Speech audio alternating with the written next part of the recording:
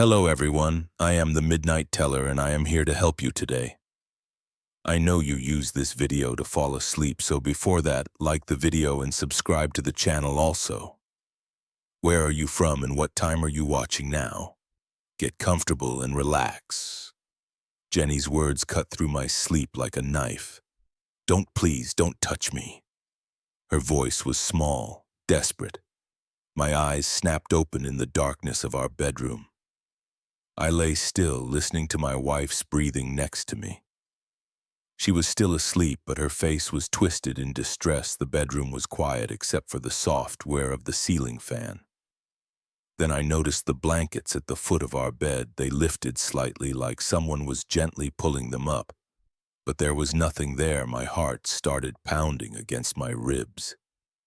The movement wasn't from the fan. It was too deliberate. Too focused in one spot. I watched as a depression formed in the mattress at the foot of the bed, like someone was sitting there. The weight made the whole bed shift slightly. "No, stay back," Jenny mumbled, turning her head on the pillow. Her eyes were still closed, but her fingers clutched at the sheets. I wanted to wake her, but my body wouldn't move. My throat felt tight, like I was being choked. The depression in the mattress deepened. Whatever was sitting there was getting heavier. A car drove past outside, its headlights sweeping across the room through the blinds. For just a second, I thought I saw a shadow where nothing should be. A darker patch of darkness at the foot of our bed. But when the light faded, there was nothing visible there, just the blankets still pulled up in that unnatural way. My hands were shaking as I reached for the bedside lamp. I had to see what was happening, but before I could turn it on, Jenny's whole body went rigid beside me. "Get out," she said in her sleep. Her voice was different now. Angry instead of afraid. "This isn't your place. You need to leave." The depression in the mattress vanished. The blanket settled back into place, but the temperature in the room dropped so fast I could see my breath clouding in front of my face. Jenny's eyes flew open and she sat up with a gasp. "What's wrong?" she asked, looking at my face. "Your wife is a sheet." I told her what had happened, watching her expression change from confusion to fear as she remembered fragments of her dream. She said she'd been dreaming about her grandmother. Not her real grandmother who died when Jenny was in college, but a twisted version that kept trying to climb into bed with us. We didn't sleep the rest of that night. We sat up with all the lights on, drinking coffee and trying to convince ourselves it had just been a dream affecting us both somehow. But we knew it wasn't true. Something had been in our room. The next few nights were quiet. Too quiet, like something was holding its breath, waiting. Jenny started taking sleeping pills to avoid the dreams, but I could tell they weren't working. Completely. She would twitch and mutter in her sleep, her face drawn with tension. I installed a motion-activated camera at the foot of our bed. The first 2 nights, nothing showed up on the footage, but on the 3rd night at exactly 3:47 a.m., the camera's infrared light turned on, detecting movement. The video showed the blankets moving on their own, rising and falling like someone was breathing under them. The temperature reading in the corner of the frame dropped from 72 degrees to 45. In less than a minute, I didn't show Jenny the footage. She was already having trouble sleeping, and I didn't want to make it worse. Instead, I started researching. I read everything I could find about sleep paralysis, shared dreams, and supernatural encounters. Most of it was useless, just stories from people trying to explain away their fears. But one account caught my attention. A woman in Oregon described almost exactly what we were experiencing. She said it started after her mother died, and the presence would sit on her bed every night at the same time. It never hurt her, but it seemed to be waiting for something. She finally got rid of it by having her house blessed by a local priest. I'm not religious, but I was desperate enough to Try anything. I called several churches in our area, finally finding an elderly priest who listened to my story without judgment. Father Martinez came to our house the next day. He walked through each room slowly, sprinkling holy water and reciting prayers in Latin. When he reached our bedroom, he stopped at the foot of the bed. His hands were trembling as he made the sign of the cross. "There was something here," he said quietly, "something old. But it's not evil. Just lost. Sometimes spirits get confused, especially if they had a strong connection to a place or person in life." That night, Jenny had another dream, but this time when she talked in her sleep, her voice was calm. "It's okay," she said. "I understand now. You can go home." The temperature dropped again, but not as severely as before. I felt a breeze pass through the room, like someone walking quickly past me. Then Jenny sighed in her sleep and rolled over. Peaceful for the first time in weeks, we never felt the presence again. After that night, Jenny remembered more of her dream. The next morning, she said her grandmother, her real grandmother this time, had come to explain the spirit wasn't trying to harm us. It was another woman who had lived in our house decades ago. She had dementia near the end of her life and would often get confused, walking into the wrong bedroom thinking it was her own. Even after death, she kept coming back to what she thought was her room, not understanding why strangers were sleeping in her bed. Jenny's grandmother helped her remember who she was and guided her away. I still have the video footage from that last night. If you watch carefully, you can see two sets of footprints formed briefly in the carpet before fading away, one shuffling and uncertain, the other steady and sure, leading the first toward the door. We kept the house, but we rearranged our bedroom. The bed is against a different wall now, and we painted the room a new color, not to keep spirits away. We're, not afraid anymore, but to make the space truly ours. Sometimes on quiet nights, I think about that confused spirit and feel grateful for Jenny's grandmother helping her find peace. It would be easy to tell this story as a ghost story, to focus on the fear and uncertainty we felt, but in the end, it wasn't about fear at all. It is about compassion, about helping a lost soul find its way home. Jenny doesn't have nightmares anymore. She sleeps peacefully through the night, and the foot of our bed stays undisturbed, but every now and then, when I wake up at 3:47 a.m., I whisper a quiet thank you to both grandmothers, the one who helped and the one who needed helping. Then I roll over and go back to sleep, knowing our room belongs to us alone. We still live in that house. The motion sensor camera is still running, but it hasn't picked up anything unusual in months. The temperature stays steady through the night. The only movements in our bedroom are the normal ones: cats walking across the floor, shadows from passing cars, the gentle rise and fall of blankets as we breathe life has returned to normal, or as normal as it can be. After an experience like that, we don't talk about it much anymore, but we haven't forgotten. How could we? Some experiences change you forever. Even if the change is subtle, I still wake up sometimes in the middle of the night, my heart racing from half-remembered dreams, but now, instead of fear, I feel a strange sense of peace. The foot of our bed is just the foot of our bed. No depressions in the mattress. No mysterious movements in the blankets. Jenny says she sometimes dreams of her grandmother, but they're good dreams now. They sit together in a sunny kitchen, drinking tea and talking about nothing in particular. When she wakes up, she smiles and squeezes my hand. We've learned to live with the memory of those strange nights. We've made peace with the idea that there are things in this world we can't fully understand, but we're not looking for answers anymore sometimes. It's enough just to know that even in the darkest moments, there's always a way back to the light. The motion sensor camera is still running, its red light blinking steadily in the corner of our room. Sometimes I think about taking it down, but I leave it up. Not because I think we'll need it again, but because it reminds me that even in our most rational moments, we should stay open to the inexplicable. Our bedroom is different. Now we've made it our own space filled with our own memories. The old spirit's confusion is gone, replaced by the comfortable familiarity of our life together.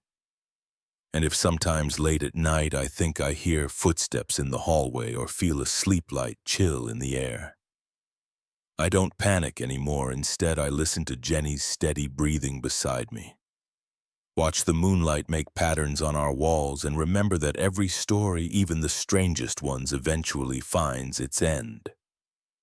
Our ghost story ended, not with terror or tragedy, but with understanding and peace. The digital clock still glows in the darkness, marking the hours as they pass, but 3:47 a.m. is just another time now, no more significant than any other. And that perhaps is the greatest piece of all, knowing that even the most haunting moments can fade into memory, leaving us changed but not broken. Life goes on in our house. We wake up each morning, make coffee, go to work, come home and sleep in our bed. Without fear, the only presence in our room now is our own, and that's exactly how it should be. Sometimes late at night when I can't sleep, I think about writing down this story, but then I realize that some experiences don't need to be preserved in writing. They live on in the quiet moments, in the peaceful nights, in the understanding that sometimes the scariest things aren't scary at all. They're just lost, looking for their way home, and so our life continues, marked not by the strange events of those few weeks, but by the ordinary moments that make up our days. We've found our peace with what happened, and that peace is stronger than any fear we felt during those dark nights. The foot of our bed is just the foot of our bed now. And that's enough. The first time I heard the laughter, I was cleaning out the kitchen cabinets on a Tuesday afternoon. It wasn't funny laughter. It was wrong. The sound hit me like ice water down my spine, deep, guttural, and somehow wet. No one should have been in my garage. I live alone in a small house on the outskirts of Portland, Maine. My nearest neighbor is a quarter-mile down the road. I'd moved here 6 months ago. After my divorce, wanting the isolation, the garage sits detached from the house, connected by a covered walkway. The previous owner had used it as a workshop. That afternoon, I was going through the motions of my usual cleaning routine. Martha, my ex-wife, used to say I was obsessive about keeping things organized. Maybe she was right, but the routine helped keep my mind off things. The empty house, the silence, the memories. I had just finished wiping down the inside of the upper cabinets when I heard it. A low chuckle at first, then building into that wet, gurgling laugh. It seemed to echo off the garage walls, carrying through the thin door that connected to the kitchen. My hands froze on the cabinet door. The laugh came again, longer. This time it sounded like someone choking while trying to laugh, a horrible liquid sound that made my stomach turn.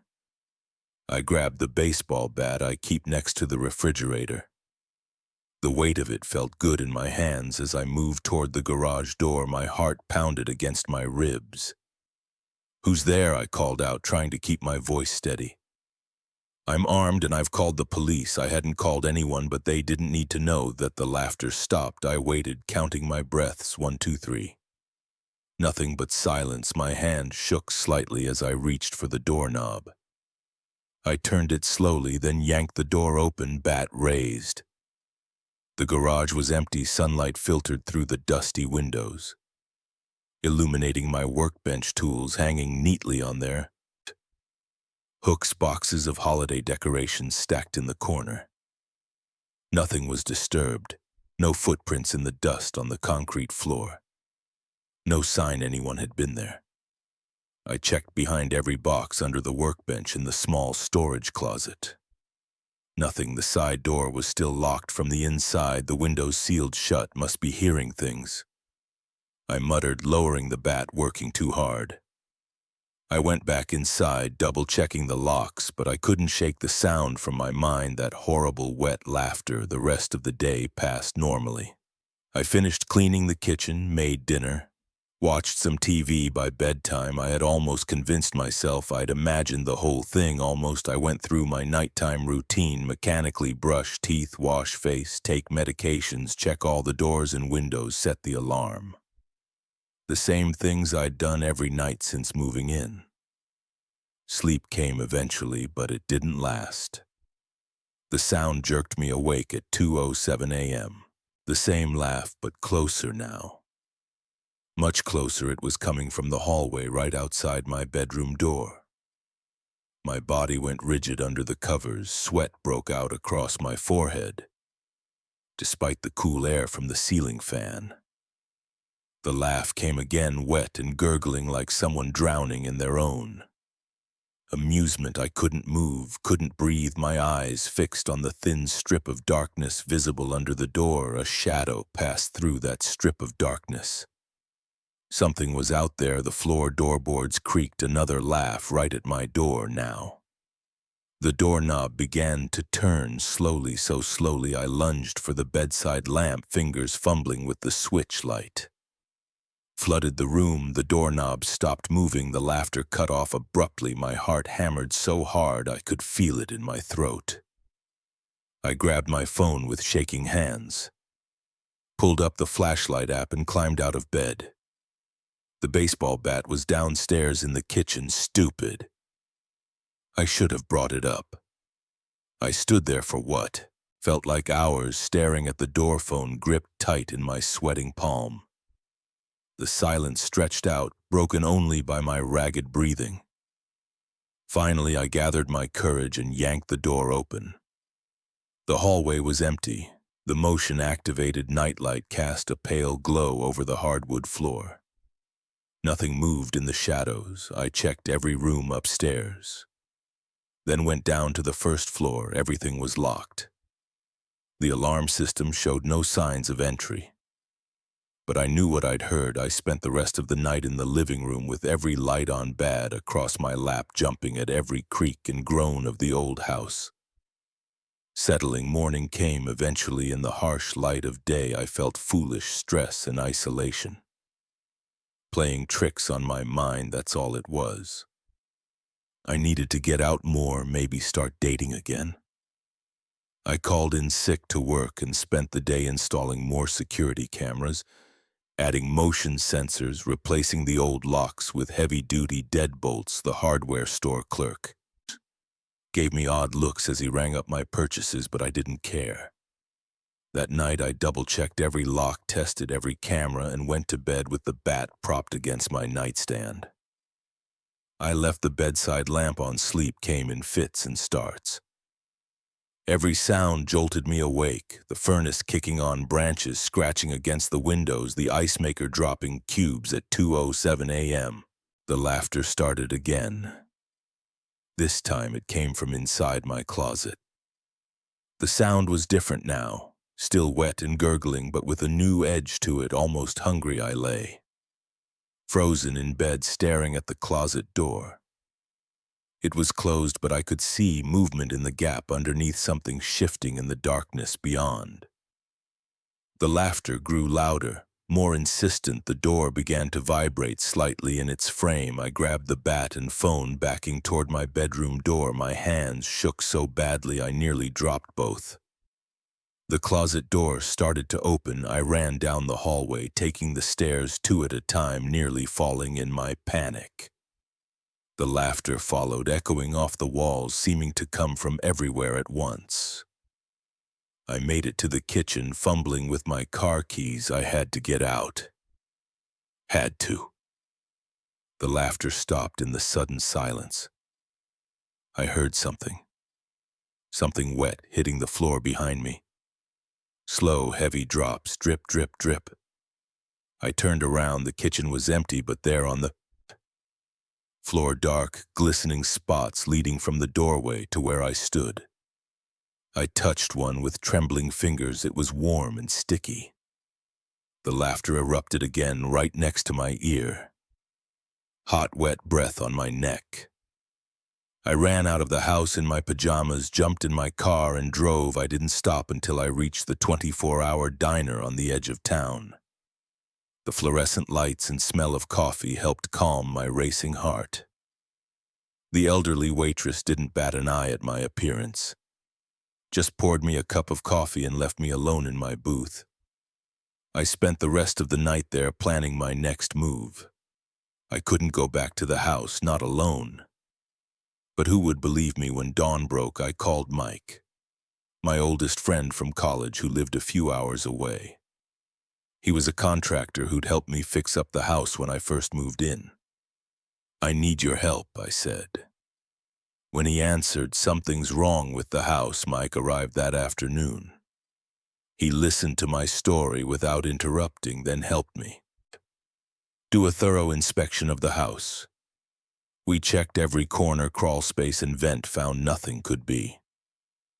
Raccoons in the walls, he suggested. They can make some weird noises. I didn't bother arguing. How could I explain the wet footprints, the breath on my neck? Mike agreed to stay a few days to help figure things out. We set up camping CS in the living room, safety in numbers. The first night passed quietly, so did the second. On the third night at 2:07 a.m., the laughter started again. It woke us both. Mike sat up on his cot, eyes wide. "What the hell is that?" The sound came from the kitchen. "That horrible, wet, gurgling laugh. You hear it too?" I whispered. Mike nodded slowly. "That's not raccoons." We grabbed our phones in the bat, moving toward the kitchen. The laughter grew louder with each step. The kitchen was dark. The motion sensor light should have activated when we entered, but it remained dead. The laughter seemed to fill the room now, bouncing off the walls, making it impossible to tell where it was coming from. Mike fumbled for the light switch. Nothing happened. "Power's out," he said, voice tight. Our phone lights carved weak circles in the darkness. The beams caught something moving near the ceiling, a darker shadow against the shadows. The laughter stopped in the sudden silence. We heard something moving across the ceiling. Not footsteps, more like something dragging itself overhead, leaving wet trails behind. A drop of warm liquid hit my shoulder. "Run," Mike said. We bolted Ed for the front door behind us. The laughter erupted again, closer now, pursuing us into the night. We didn't stop running until we reached Mike's truck. The engine roared to life and we peeled out of the driveway, gravel spraying behind us in the rearview mirror. I saw something standing in my doorway, a darker shape against the darkness. It raised one long, twisted arm in farewell. Then it laughed. We drove straight to Mike's house. His wife Sarah didn't ask questions when we showed up at 3:00 a.m. Just made up the guest room and poured us both stiff drinks the next day. Mike called in some favors. A priest came to bless the house. A paranormal investigator set up cameras and recording equipment. An old woman who claimed to sense spirits walked through every room, burning sage and muttering prayers. None of them found anything concrete. The cameras showed nothing but ordinary shadows. The recordings picked up no ghostly voices. The spirit-sensitive woman just shook her head and said, "The house felt heavy, but they all agreed on one thing. Whatever was in that house wasn't natural." I put the house up for sale the next day, let someone else deal with it. I moved in with Mike and Sarah temporarily while looking for a new place closer to town. The realtor called a week later. No one was interested. The house had a reputation now. Stories about strange noises, wet footprints, mysterious laughter in the night. So here I am, stuck with a house I can't sell and can't live in. I drive. By sometimes always during daylight hours, it looks perfectly normal from the outside. Just another aging New England home needing some paint and minor repairs, but sometimes when I drive past at night I see lights moving inside even though the power's been shut off, and once, just once, I heard that familiar wet laugh floating on the night air. I keep driving now. I don't slow down anymore to look, but sometimes in my dreams I'm back in that kitchen watching dark drops fall from the ceiling, listening to that horrible laughter getting closer and closer, and sometimes on very quiet nights I wake at exactly 2:07 a.m., straining my ears, half expecting to hear that sound again. So far it hasn't found me, but I keep the baseball bat next to my bed just in case, and I never ever laugh at night anymore. The first time I felt it, I was scraping old wallpaper off the wall next to the attic stairs. A wave of heat pressed against my back like standing too close to a space heater. I turned around. Nothing was there, just the empty hallway and the worn wooden steps leading up to the attic.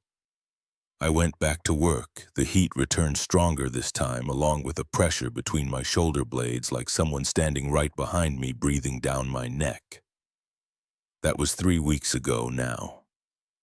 I'm sitting at my kitchen table at 3:00 a.m., staring at a stack of old family photos I found in the attic, and my hands won't stop shaking. I inherited this house from my great-aunt Martha 6 months ago. I never knew her well. She was the family recluse, the odd sister who never married and rarely left the property when her lawyer called to tell me I was her sole heir. I was shocked. I'd only visited the house twice as a kid, and the memories were vague: creaky floors, musty rooms, and Martha shuffling around in her slippers. Muttering to herself, the house needed work, a lot of work. The wiring was ancient, the plumbing leaked, and every surface was covered in decades of grime and peeling wallpaper. But property values in the area were rising, and I figured I could fix it up and sell it for a decent profit. I took a leave of absence from my IT job and moved in with just the essentials. My tools, a mattress, and my laptop. The first 2 weeks were normal. I stripped wallpaper, patched holes, and updated the electrical system. The work was tedious but straightforward. Then came that day by the attic stairs. After the second time, I felt the heat and pressure. I convinced myself it was just a draft or my imagination. Old houses make weird air currents, right? But it kept happening every time I worked near those stairs. The same sensation would creep up on me. The heat would start gradually, then build until sweat ran down my back. The pressure would increase until I could barely stand it, like someone pressing their full weight against me. I started avoiding that section of the hallway. I'd take the long way around to reach the other rooms. I told myself I was being ridiculous, but I couldn't shake the feeling that something was watching me from those stairs. Last night, I finally forced myself to climb up to the attic. I needed to check the insulation anyway, and I was sick of letting this weird fear control me. I grabbed my flashlight and toolbox and started up the steps. The heat hit me halfway up my shirt stuck to my back instantly. The pressure came next, so strong I had to grab the railing to keep from stumbling backward. My flashlight beam bounced off dusty boxes and old furniture. The air was thick with decades of accumulated dust. I pushed through the sensation and made it to the top. The attic was huge, running the full length of the house. Boxes and trunks were stacked everywhere, along with sheet-covered furniture and piles of yellowing newspapers. I spotted a box labeled photos and grabbed it, thinking maybe I'd find some old pictures of the house to guide my renovation. The box was full of albums and loose photographs spanning at least 50 years. I brought them downstairs to the kitchen where the light was better. Most were typical family photos, picnics, holidays, birthdays, but then I found one that made my blood run cold. It was a photo of the attic stairs taken from the hallway below.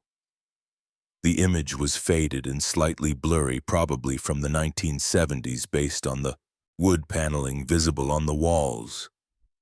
But what caught my eye was the dark figure standing halfway up the steps. At first I thought it was just a shadow or a problem with the photo, but the more I looked, the more distinct it became. It was definitely human-shaped, but completely black, like a silhouette cut from dark paper. The figure appeared to be facing down toward the camera. My hands started shaking. I dug through the rest of the photos. There were more. Many more different years, different times of day, different angles. But in every photo of those stairs, that dark figure was there, always in the same spot, always facing down. I found a photo dated 1962 that showed a family gathering. The stairs were visible in the background, and there was the figure, 1975. Martha's birthday party. The figure stood on the stairs behind the celebrating group. 1989. A Christmas morning photo. The figure lurked in the shadows of the stairwell while children opened presents in the foreground. Some of the photos had notes on the back. Most were just dates and names, but one caught my eye. It was another shot of the stairs. This one from 1983. Martha's handwriting on the back read it. "Never leaves that spot. I've learned to live with it." I spent the next few hours spreading photos across the kitchen table, arranging them chronologically. The figure first appeared in photos from 1960, right after Martha moved into the house. It was in every single photo of the stairs taken after that date. Always the same position, always watching. My rational mind tried to find explanations. A trick of light and shadow, a fault in the camera, Martha playing some kind of decades-long prank, but I knew what I'd felt on those stairs, the heat, the pressure, the sensation of being watched. I pulled out my phone and opened my photo gallery 2 weeks ago. I had taken some before pictures to document the renovation. I scrolled to the ones I'd taken of the hallway and stairs. My hands were shaking so badly I almost dropped the phone there. It was the same dark figure in my photos, in my digital 21st century photos. The sound of creaking wood made me jump. It came from upstairs. From the direction of the attic stairs, I sat absolutely still, barely breathing. Another creak, like someone shifting their weight on old boards. The kitchen suddenly felt too exposed. I grabbed the photos in my phone and retreated to my bedroom, locking the door behind me. I pushed a chair under the handle for good measure. That was 4 hours ago. I haven't heard any more noises, but I can't sleep. I keep staring at the photos spread across my bed, trying to make sense of them, trying to understand what's been watching me from those stairs. The oldest photos show the house when it was first built in the 1920s. No figure on the stairs, nothing unusual at all.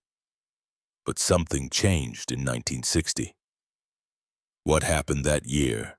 What brought that thing here? I pull up my laptop and start searching through property records and old newspaper archives. In 1960, Martha bought the house from the original owners. The Henderson family. They'd lived here for 40 years without any reports of strange occurrences. So what changed when Martha moved in? I dig deeper into Martha's history. She was a nurse at the local hospital from 1955 to 1985. Never married, lived alone, kept to herself. Nothing unusual stands out until I find an art. From 1960. It describes a fire at the hospital where Martha worked.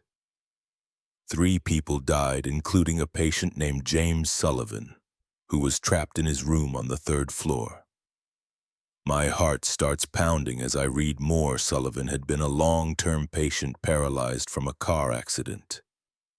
He was under Martha's care. According to the article, she tried to reach him during the fire but was pushed back by the heat and smoke. She watched from the stairs as his room burned. The stairs. She watched from the stairs. I think about the figure on my attic steps, the way it always faces down.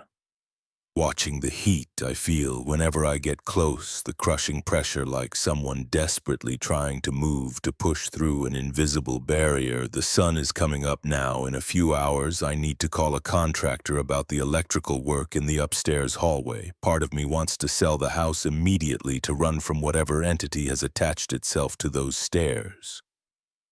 But I keep thinking about Martha's note. I've learned to live with it. She stayed in this house for over 50 years, sharing it with whatever stands on those stairs. Did she feel guilty about not saving Sullivan? Did she understand that his presence wasn't meant to be threatening, but watching, waiting, remembering? I look at the most recent photo I took, the one on my phone. The figure is there as clear as ever. But in the morning light, it doesn't seem as menacing. It looks patient, like it's been standing guard all these years. Keeping vigil on those steps, I get up and walk to my bedroom. Door. I can hear the house settling, the normal creaks and groans of old wood. But now there's something else, a feeling I hadn't noticed before, not fear exactly, more like awareness, acknowledgement. I unlock the door and step into the hallway. The attic stairs are visible at the end of the corridor. I take a deep breath and walk toward them. The heat starts immediately, but I don't fight it this time. The pressure builds between my shoulder blades and I let it come. I stop at the bottom of the stairs and look up. I can't see anything unusual, but I know it's there, watching, waiting. Maybe that's all it's ever done. Good morning, I say quietly, feeling slightly ridiculous talking to an empty staircase. I'm going to be working on the wiring today. I hope that's okay. The pressure on my back eases slightly. The heat fades to a gentle warmth like sunlight through a window. I take that as a yes. I've been in this house for 6 months now. The renovation is almost complete, but I'm not sure I want to sell anymore. There's something about this place, about the presence that shares it with me. Martha, that maybe that's why she left it to me. I head to the kitchen to make coffee, already planning my work for the day. The stairs creak behind me, but I don't turn around. Some things I'm learning are better left unobserved. Some presences are meant to be felt, not seen. The figure will be there when I pass the stairs again, standing. It's eternal watch. The heat will come and the pressure, and I'll know. I'm not alone in this house. It's not exactly comfort, but it's something close to it. A shared vigil, a quiet understanding. I pour my coffee and look out the kitchen window at the rising sun. In a few hours, the contractor will arrive, and I'll have to explain why we need to work around the attic stairs, why that section of the hallway needs to stay exactly as it is. I'm not sure what I'll say. How do you explain sharing your house with a shadow? But that's a problem for later. Now I sit with my coffee and listen to the old house wake up around me. Somewhere above on the attic stairs, my unusual housemate keeps its watch. The morning light streams through the windows, and I feel the familiar warmth on my back, constant as a heartbeat, steady as time itself. My hands are still shaking as I type this. I need to get it down while it's fresh in my mind, while I can still remember every detail. It happened 3 hours ago on Route 23, that long stretch of road that cuts through Morrison County. I've driven it hundreds of times, but never like this, never seen anything like this. I was heading home from a late shift at the factory. It was 2:47 a.m. I remember checking my phone at a stop sign, wondering if Sarah would still be awake when I got home. The radio was playing some old country song turned down low. My headlights cut through the darkness, illuminating the yellow lines that seemed to stretch endlessly into the night. The road was empty. It always is at that hour, just me, my old Ford pickup, and miles of cornfields on either side. The harvest was weeks ago, leaving only dry stalks that rustled in the wind. The moon hung full and bright overhead, casting everything in that weird silver light that makes familiar things look strange. I first noticed something was off when my truck's temperature gauge started dropping. It had been a cool night, maybe 45 degrees, but suddenly the digital readout showed 38, then 35, then 32. My breath started fogging in front of my face. The heater was still running full blast. But it felt like someone had opened all the windows. That's when I saw it in my peripheral vision, something moving. Alongside the road, keeping pace with my truck, I was doing about 50 math. But whatever it was, it matched my speed exactly. At first, I thought it was just shadows playing tricks on me. Or maybe a deer running parallel to the road. But deer don't run that fast, and they definitely don't run like that. I slowed down to get a better look. The figure slowed too, staying perfectly aligned with my passenger side window. It was running on two legs, but the movement was all wrong. The stride was too long, too fluid, like watching someone move underwater except at highway speeds. My headlights caught it full on when I turned slightly to the right. The figure was tall, maybe 7 feet, but thin, impossibly thin. Its skin looked gray in the headlights, but not like human skin, more like wet clay or rubber. No clothes, no hair, just that smooth uniform surface. Its arms were too long, hanging down past where knees should be.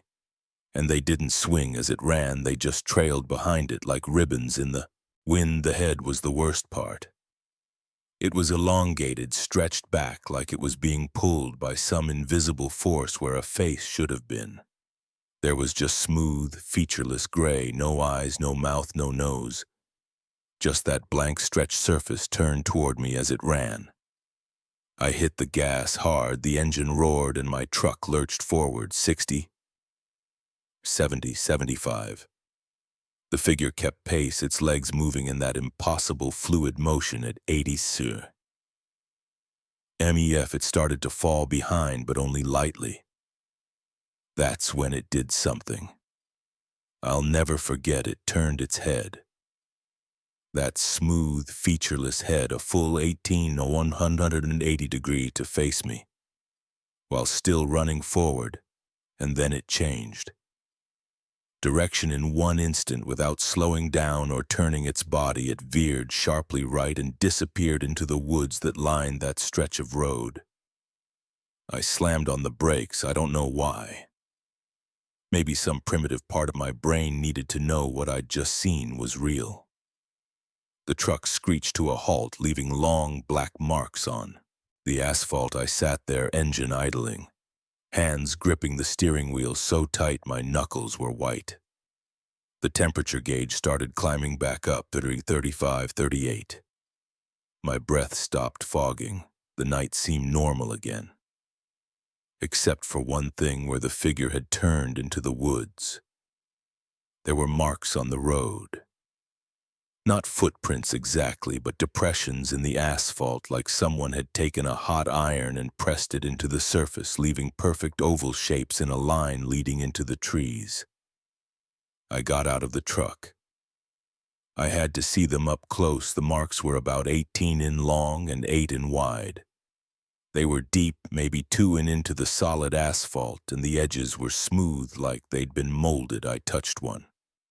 It was cold, colder than the air around it. My fingertips went, and almost instantly the trail of marks, LED, straight into the woods. The trees were thick there, old oaks and maples with heavy branches that blocked out the moonlight. I could see maybe 20 feet in where the marks continued in that straight line, ignoring trees and undergrowth, just pressing through everything in their path. I took out my phone and started taking pictures. They came out clear. The marks were definitely there, perfectly visible in the flash. I took video to walking along the line of impressions. That's when I heard it, a sound from deep in the woods, like someone dragging something heavy through fallen leaves, but fast, too fast for anything natural. I ran back to my truck. My hands were shaking so bad I dropped my keys twice before getting them in the ignition as I pulled away. I kept checking my mirrors, but the road behind me was empty. Just those marks in the asphalt getting smaller and smaller until they disappeared in the darkness. I drove straight to the police station in Morrison. Officer Jenkins was on duty. I've known him for years. Our kids go to the same school. I showed him the pictures and videos. He listened to my story without interrupting, then made some calls. By sunrise, there were state police and some other officials at the site. They took samples of the marks, measurements, photographs. Asked me the same questions over and over. That was 6 hours ago. They're still out there from what I hear. Some kind of scientists showed up from the state university. They're analyzing the marks, running tests. Officer Jenkins called an hour ago to tell me they found something strange in the woods, a trail of those same marks running for miles straight as an arrow. Ignoring all obstacles, trees, rocks, even a small stream, nothing deflected the path. I'm sitting at my kitchen table now, trying to make sense of it all. Sarah's asleep upstairs. I told her I got held up at work. I haven't decided if I'm going to tell her what really happened. How do you tell someone you saw something that shouldn't exist? The local news is already picking up the story. They're calling it a mysterious vandalism case or suggesting it might be some kind of elaborate prank. But I know what I saw. That figure running alongside my truck wasn't human the way it moved. The impossible speed, that blank face, it was something else entirely. I've called in sick to work. I can't face that drive home again, not yet. Not while I keep seeing that smooth gray head turning to face me in my mind. Not while I remember the way it just changed. Direction defying physics and everything I thought I knew about how things move in this world. The police want me to come in later today to make a formal statement. They're bringing in some experts from out of state. They say people who deal with unusual phenomena. I don't know what to tell them. How do you describe something that shouldn't be possible? I keep checking my phone, looking at the pictures and videos I took. They're still there, still clear as day, the marks in the asphalt, the straight line disappearing into the woods, proof that it wasn't just my imagination, that something really did run alongside my truck. Last night at impossible speeds. But there's something else bothering me. Something I noticed when I was reviewing the videos earlier in one of them, when I was filming the marks leading into the woods. There's a frame, just one frame, where something moves in the background. It's blurry and dark, but I can make out that same elongated head turned at an impossible angle, facing directly at the camera from between two trees. I've tried to convince myself it's just a shadow or a trick of the light, but I know what I saw, and I know it saw me too. Whatever that thing was, it was aware, it knew I was watching it, and for some reason it wanted me to see it turn into those woods. The temperature in my kitchen just dropped down at 10 degrees. The coffee in my mug is starting to frost over outside through my window. I can see the wind has picked up, making the trees sway, but the leaves are moving in the wrong direction, like they're being pulled towards something. I'm going to stop writing now. I need to check all the doors and windows, make sure everything's locked. The sun is up, but somehow that doesn't make me feel any safer, not when I know what's out there running faster than any human could, leaving those impossible marks in its wake.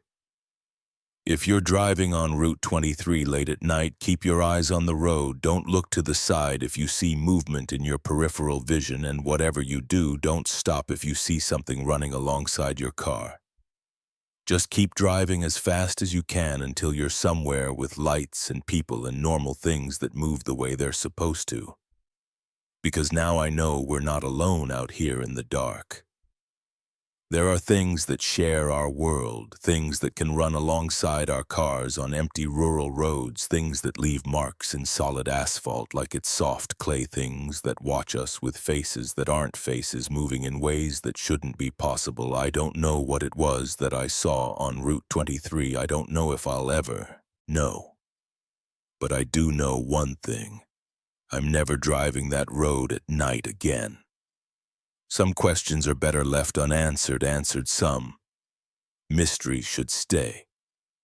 Mysteries, the temperature is dropping again. I need to go check the locks one more time and maybe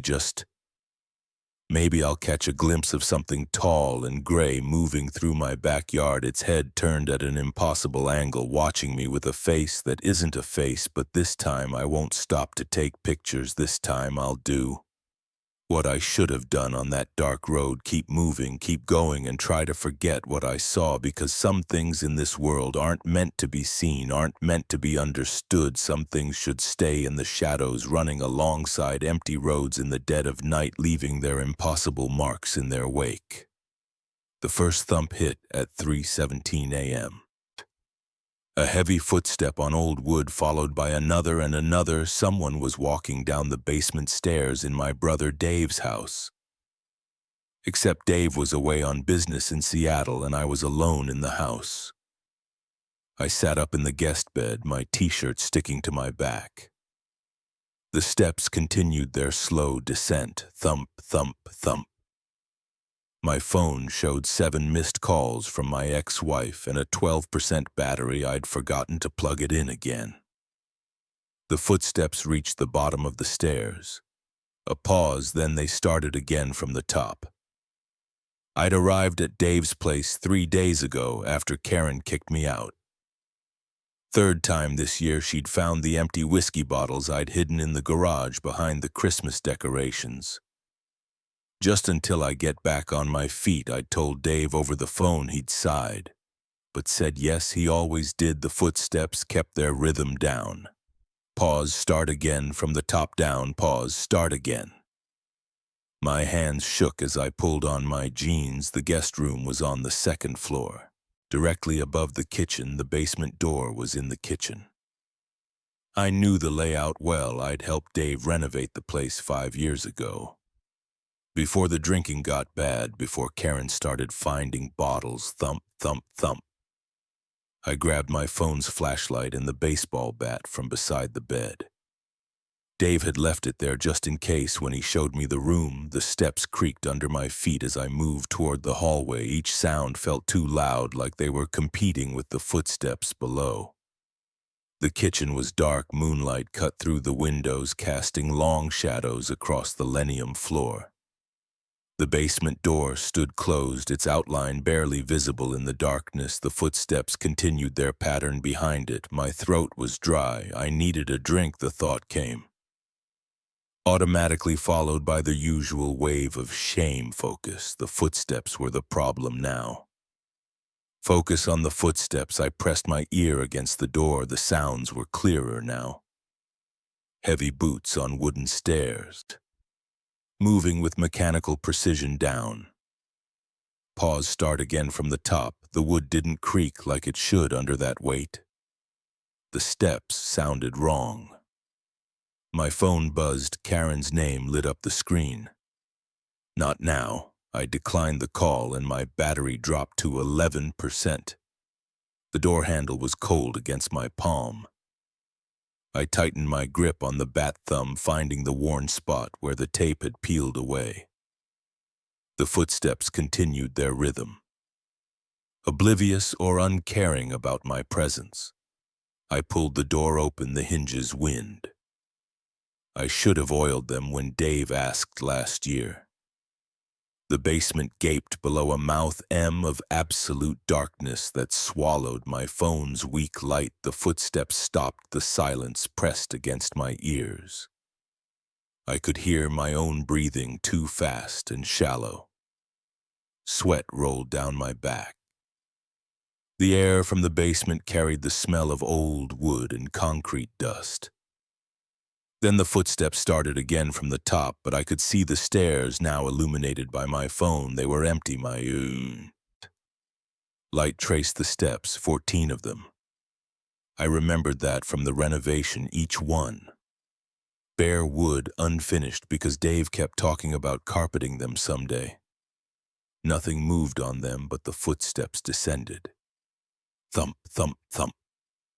The sound reached the bottom, paused, and began again from the top.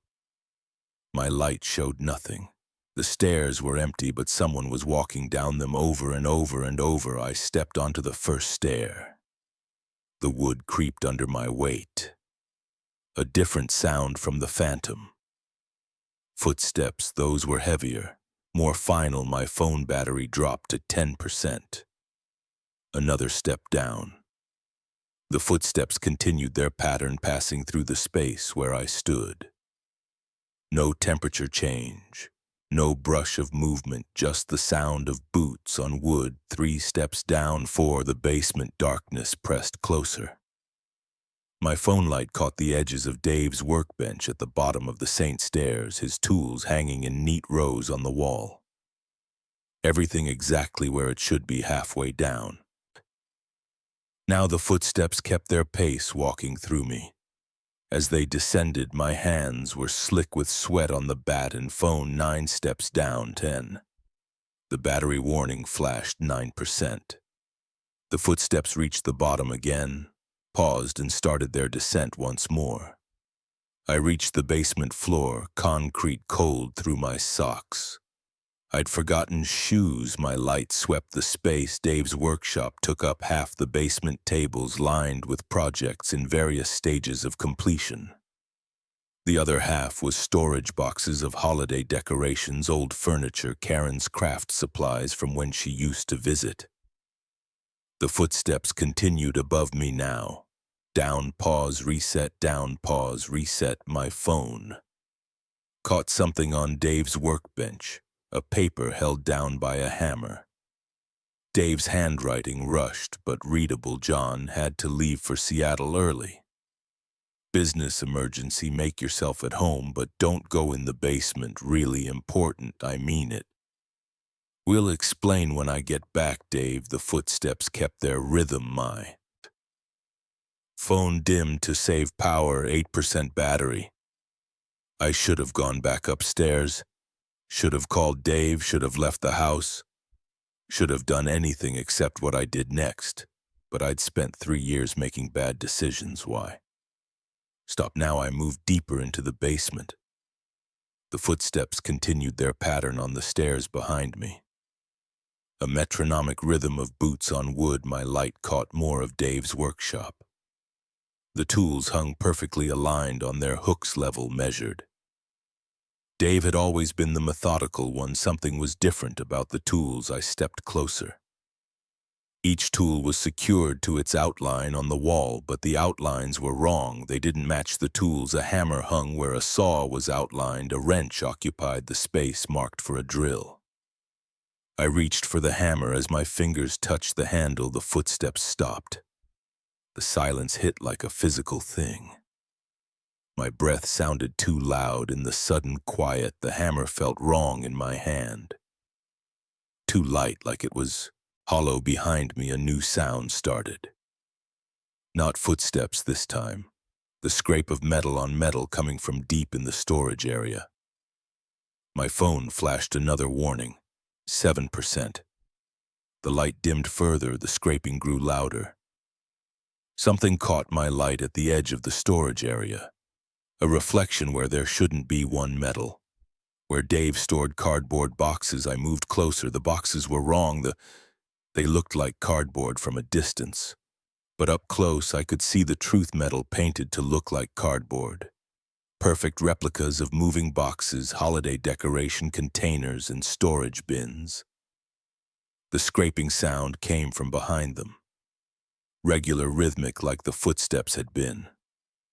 My phone light showed gaps between the metal boxes, spaces just wide enough to see through. 6% battery. I leaned forward, pressing my eye to one of the gaps. My light revealed more. Metal beyond walls of it, spanning the space where the storage room should be. The scraping grew louder. Something moved in the darkness beyond the metal walls. Something big. My phone died. The darkness was complete. The scraping stopped then. Behind me, the footsteps began again from the top of the stairs down. Pause, reset. I dropped the bat. It hit the concrete with a clang that echoed off the metal walls. Not concrete, more metal painted to look like concrete. The storage boxes scraped against each other as something pushed them aside. Heavy steps approached, not from the stairs this time, but from the darkness beyond the false storage area. I ran my feet, found the stairs in the darkness, muscle memory from helping install them. The phantom footsteps continued their path.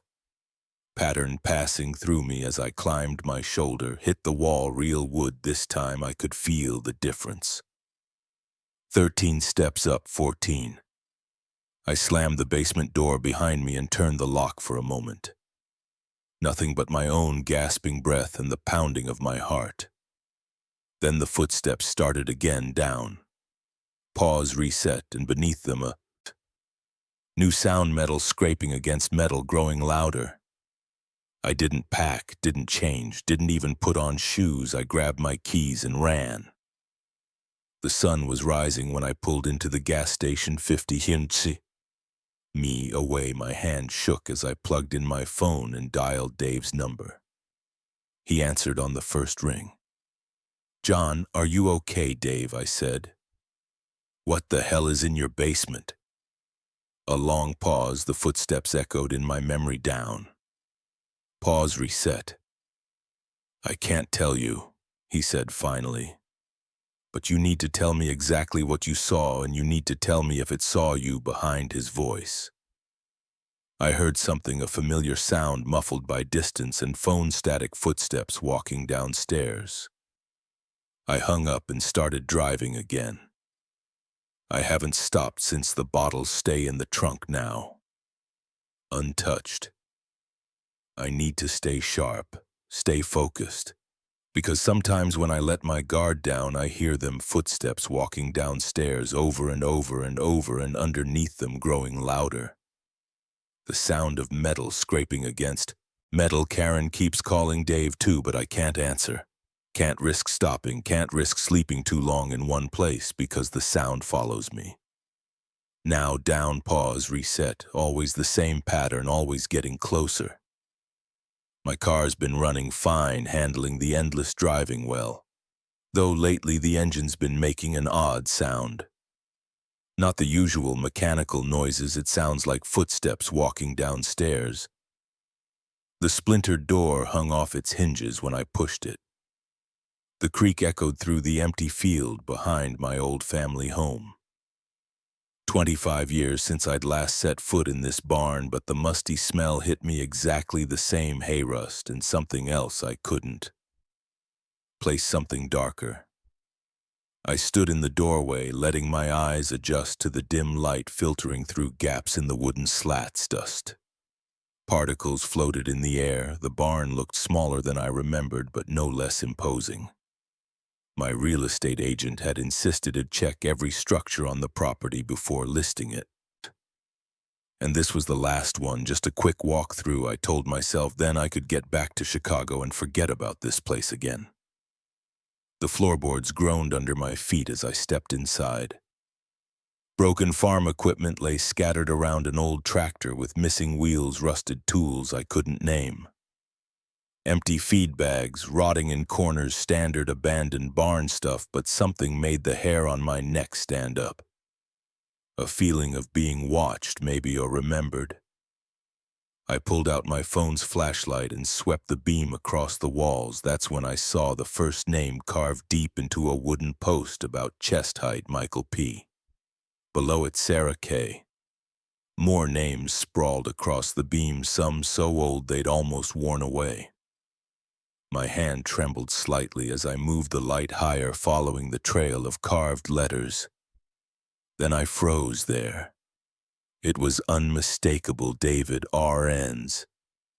My name in my own 12-year-old handwriting, but I had no memory of carving it, none at all. A flutter of movement caught my eye. Something had fallen from the hall loft above, drifting down in the shaft of light from a hole in the roof. I walked over and picked it up. A photograph, old and creased, the image showed a man standing in front of this very barn.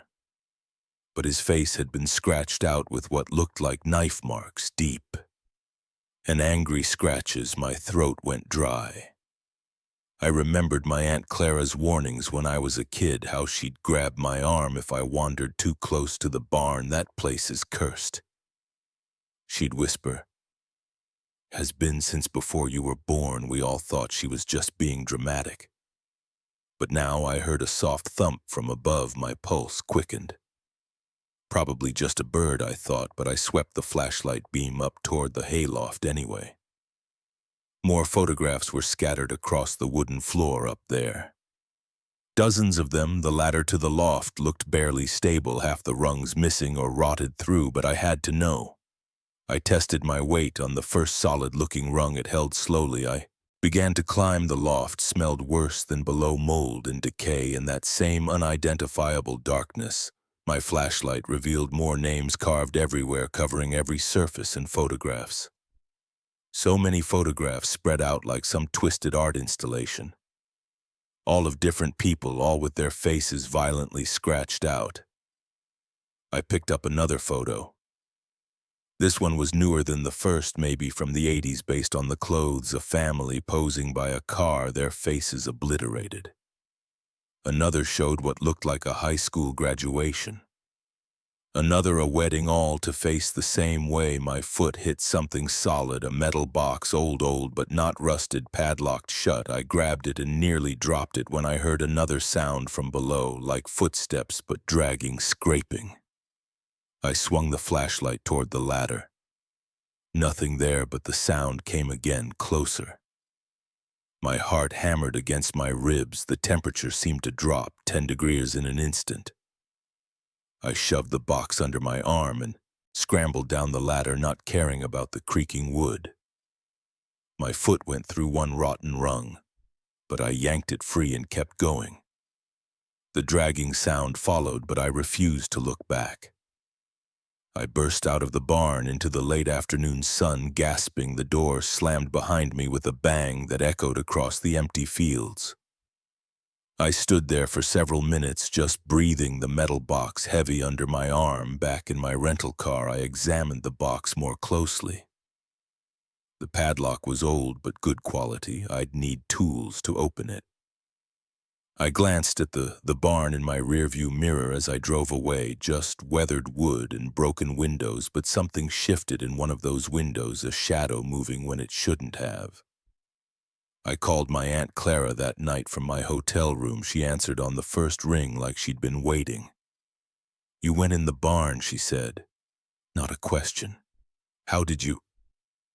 "I told you to sell that place without looking back. Some things need to stay buried, David. I found my name carved in there, Aunt Clara, and photographs in this box. What the hell happened in that barn?" She was quiet for so long I thought the call had dropped. "Then it started before you were born. People would go missing. Not from our town, but travelers, drifters, no bodies ever found. But sometimes their cars would turn up on the old road behind the farm." My mouth went dry.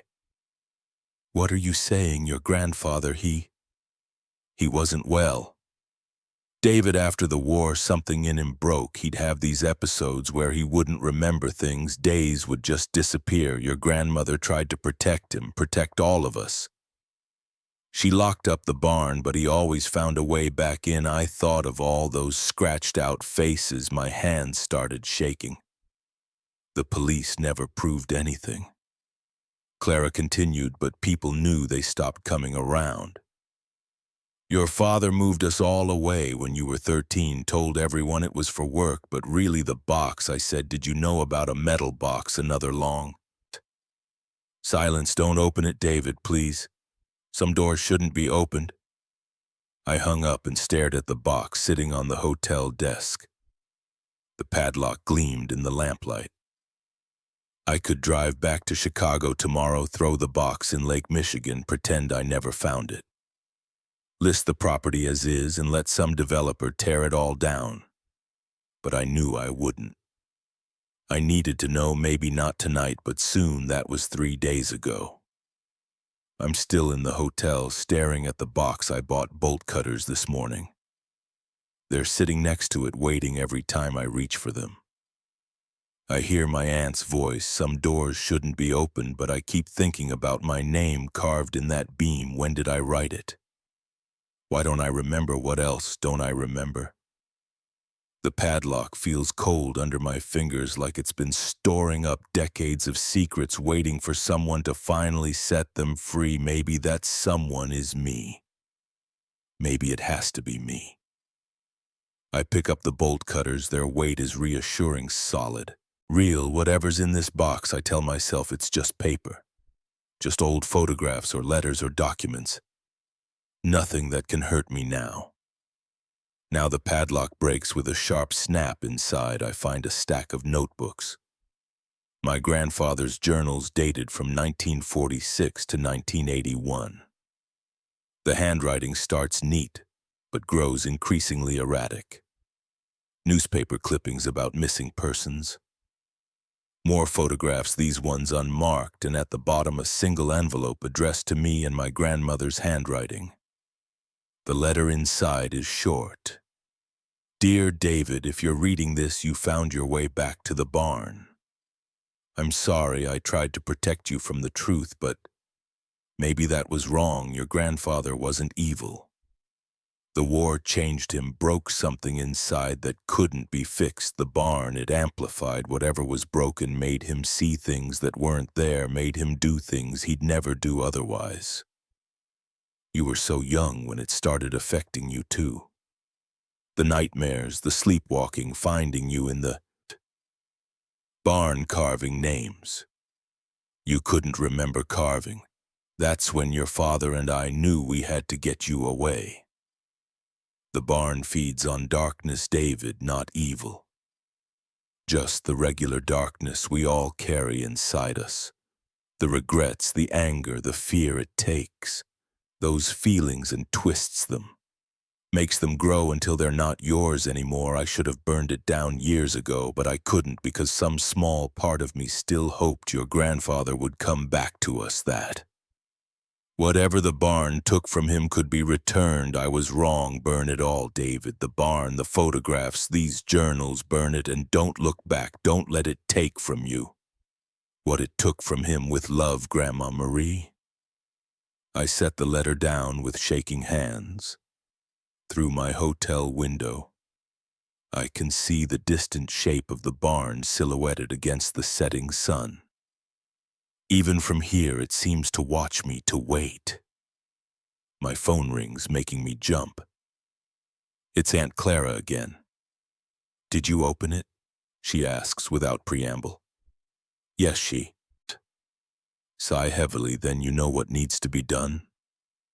I look at the journal spread across the hotel bed, so many secrets, so many answers, but my grandmother was right. Some answers aren't worth the cost. I'll take care of it tonight. I tell Clara. Be careful, she says, that place. It doesn't like to let go easily. I hang up and start. Gathering the journals and photographs, the sun is almost set, painting the sky blood red in a few hours. It will be dark enough. I have the gasoline in my car, bought it this morning along with the bolt cutters. 5 gallons should be enough. More than enough. The barn can keep its darkness tonight. I'm giving it back to the light. But first I need to make one last trip inside, one last climb up to that hayloft. I need to find my name among all those carvings and do what I should have done.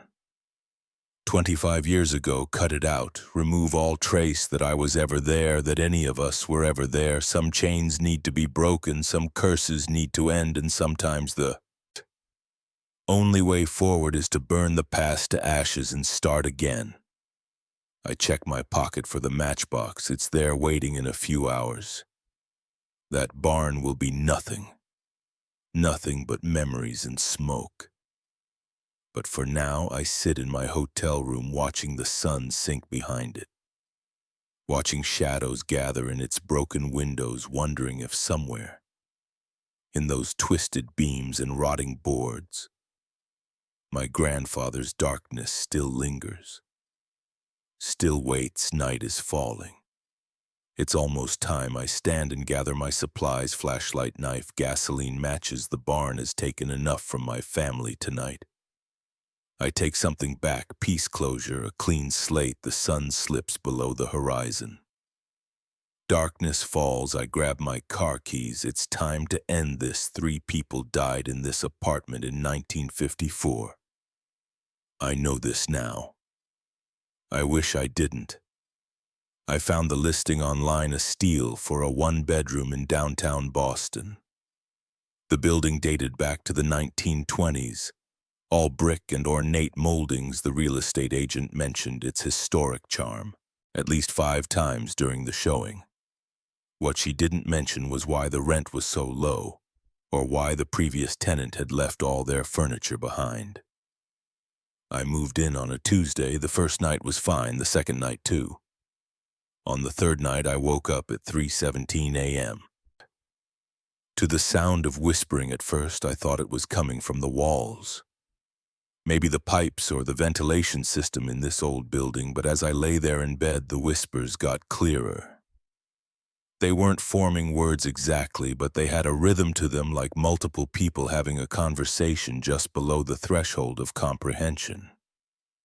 I got up and walked through the apartment. The whispers stopped. The living room felt like a freezer compared to my bedroom. My breath came out in visible puffs. I checked the thermostat, 72 degrees, but my hands were shaking from the cold. The next morning, I ran into my neighbor in the hallway, Mrs. Chen from 4B. She was taking out her trash, moving slowly with her cane. "How are you liking the apartment?" she asked. "It's good, though. The heating seems a bit uneven." She gave me a long look. "How long have you been here? 3 days?" She nodded slowly. "That's about right. They usually don't make it past a week." "What do you mean, the cold spots, the whispers? You've noticed them, haven't you?" My stomach dropped. "How did you? I've lived here 30 years, seen a lot of people come and go from that unit. They all leave within 7 days. Something about that apartment isn't right." I wanted to laugh it off, but my mouth was dry. "What happened there?" "Murder-suicide, 1954. A man killed his wife and daughter, then himself. The police found them all in the bathtub that night." I couldn't sleep. Every creak of the old building made me jump around. 200 a.m. The temperature dropped again. The cold spot had moved to my bedroom this time. The whispers started closer than before. I turned on all the lights and sat in the living room with the TV on. Around 4:00 a.m. The screen started flickering. The whisper ERS got louder. A dark shape moved in my peripheral vision when the sun came up.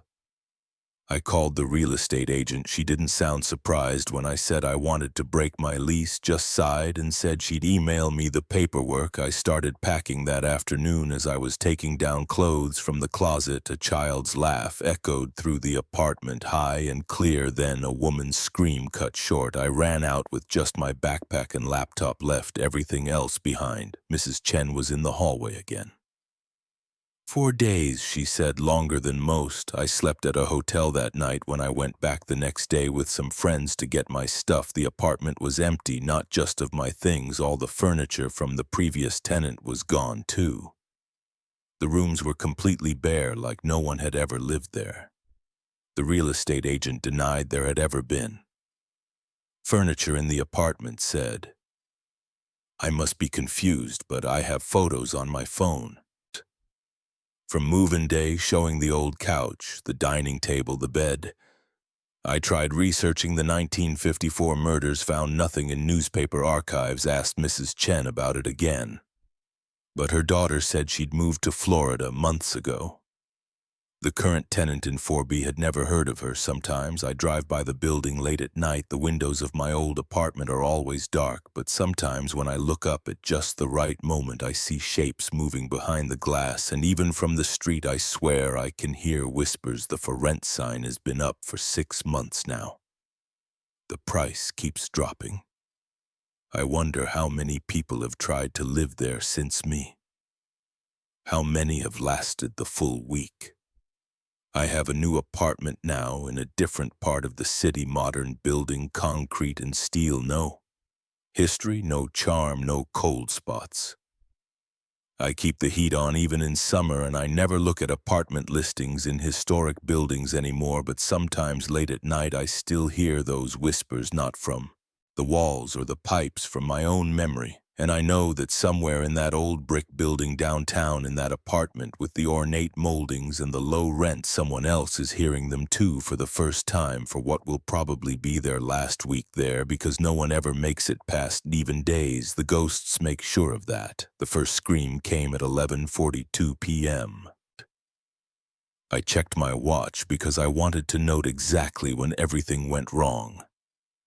I was stacking boxes of auto parts in aisle E47 of the Morgan & Sons warehouse when I heard it, a muffled cry that sounded like someone had their mouth covered. I froze with a timing belt box in my hands. The fluorescent lights buzzed overhead, casting harsh shadows. Between the tall metal shelves that stretched up toward the ceiling on the night shift, I was used to being alone with just the hum of the ventilation system and the beeping of the occasional forklift backing up. But this sound was different. Human wrong. My first thought was that Jimmy from receiving had hurt himself again last month. He dropped a transmission on his foot and screamed so loud security came running, but Jimmy's shift ended at 10. And besides, this sound was too desperate. I set the box down slowly, trying not to make any noise. The concrete floor felt hard through my steel-toed boots as I stood completely still. Listening for 10 seconds, nothing but the usual warehouse sounds. Then movement caught my eye, a shadow sliding between the shelves 3 aisles over, visible through gaps in the stacked inventory. "Hello," I called out. My voice echoed off the metal shelving. No response. I should have called security right then, should have pulled out my phone and dialed the front desk where Mark sat watching his Netflix shows. But something held me back. Maybe the fear of looking stupid if it turned out to be nothing. Or maybe just plain old curiosity. Instead, I started walking toward where I'd seen the movement. The wheels of my pallet jack squeaked as I pushed it aside. Each step echoed slightly in the cavernous space I passed. Aisle E48, then E49, moving as quietly as I could while scanning between the shelves. The white labels on the boxes seemed to glow in the fluorescent light. Brake pads, fuel pumps, alternators, everything in its assigned place except for whatever was moving in the shadows. Another scream pierced the silence, closer this time, and clearly female. It was followed by the sound of boxes falling and a man's voice, saying, "Shut up." The words were harsh. Angry, my heart started pounding against my ribs. I pulled my phone out, finger hovering over the keypad, but before I could dial, I heard running footsteps coming toward me. I ducked behind a pallet of oil filters just as 2 figures sprinted past the end of my aisle. The first was a woman in a torn blouse, her dark hair wilded around her face. Blood ran from her nose and her eyes were wide with terror. Close behind her was a man in dark clothes reaching for her with gloved hands. They disappeared around the corner toward the loading ducts. My hands shook as I tried to dial security. I fumbled and dropped the phone. It clattered on the concrete floor, the sound impossibly loud in the quiet warehouse. I heard the running footsteps stop. What was that? The man's voice growled. "Check it out, new." Footsteps approached, slower, deliberate. I pressed myself against the boxes, hardly daring to breathe. A shadow fell across the floor at the end of my aisle.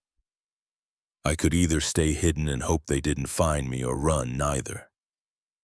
Option seemed good. The footsteps came closer. I saw the toe of a black boot edge into view. My muscles tensed, ready to sprint. Then a crash echoed from the direction of the loading docks, followed by another scream. The boot disappeared as its owner ran toward the sound. I snatched up my phone and finally managed to dial security.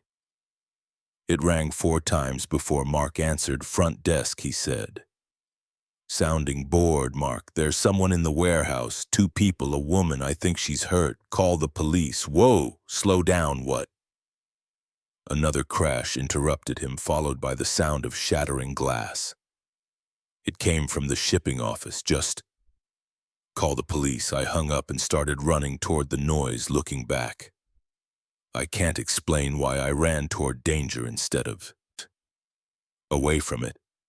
Maybe I couldn't stand the thought of something happening to that woman while I hid. Maybe I was just stupid. The shipping office was a small room with windows looking out over the loading dock. As I approached, I saw that one of the windows was broken glass crunched under my boots. The woman was backed into a corner holding a pair of scissors in front of her like a knife. The man in dark clothes stood between her and the door. Just come quietly and this will be easier, he said, his voice eerily calm now. You're only making it worse. Stay back. The woman's voice shook, but her hands were steady on the scissors. I looked around frantically for a weapon. There was a fire extinguisher mounted on the wall near me. I grabbed it just as the man lunged for the woman. She slashed with the scissors. Catching his arm, he cursed and stumbled back. I burst through the door and swung the fire extinguisher at his head. He must have heard me coming. He spun and caught the extinguisher, yanking it from my hands. His face was covered by a black ski mask. Cold blue eyes locked onto mine. Bad choice, he said. His fist slammed into my stomach. The air rushed out of my lungs and I doubled over. He brought his knee up into my face. Pain exploded through my nose. I tasted blood. The woman screamed and charged forward with the scissors. The man turned to face her, giving me a chance to tackle him from behind. We crashed into a desk, sending papers and a computer monitor flying. I tried to get my arm around his throat, but he was stronger than me. His elbow smashed into my ribs once, twice, 3 times. My grip loosened. He twisted free and threw me off. I hit the ground hard through blurry vision. I saw him pull something from his jacket, a gun. Enough, he shouted, pointing it at me. Then the woman, both of you on the ground now. I lay there gasping, blood running down my face. The woman slowly lowered herself to her knees. Still gripping the scissors, drop them, the man ordered. She let the scissors clatter to the floor. Tears ran down her cheeks, but her eyes burned with hatred. You should have just given me what I wanted, the man said now. Red and blue light suddenly strobed through the broken window. A police siren wailed in the parking lot. Freeze, police, a voice boomed over a loudspeaker. The man's head snapped toward the window. In that moment of distraction, the woman dove for the scissors. He turned back and fired. The gun was deafening in the small office, but she'd already rolled behind a filing cabinet. The bullet punched through metal. I launched myself at his legs. We went down together, wrestling for the gun. His mask was askew, revealing part of a pale, stubbled jaw. He slammed the butt of the gun into my temple. Stars burst across my vision. Then the woman was there, driving the scissors into his shoulder. He screamed and the gun went off again. The bullet hitting the ceiling, I managed to knock the weapon from his hand. It skittered.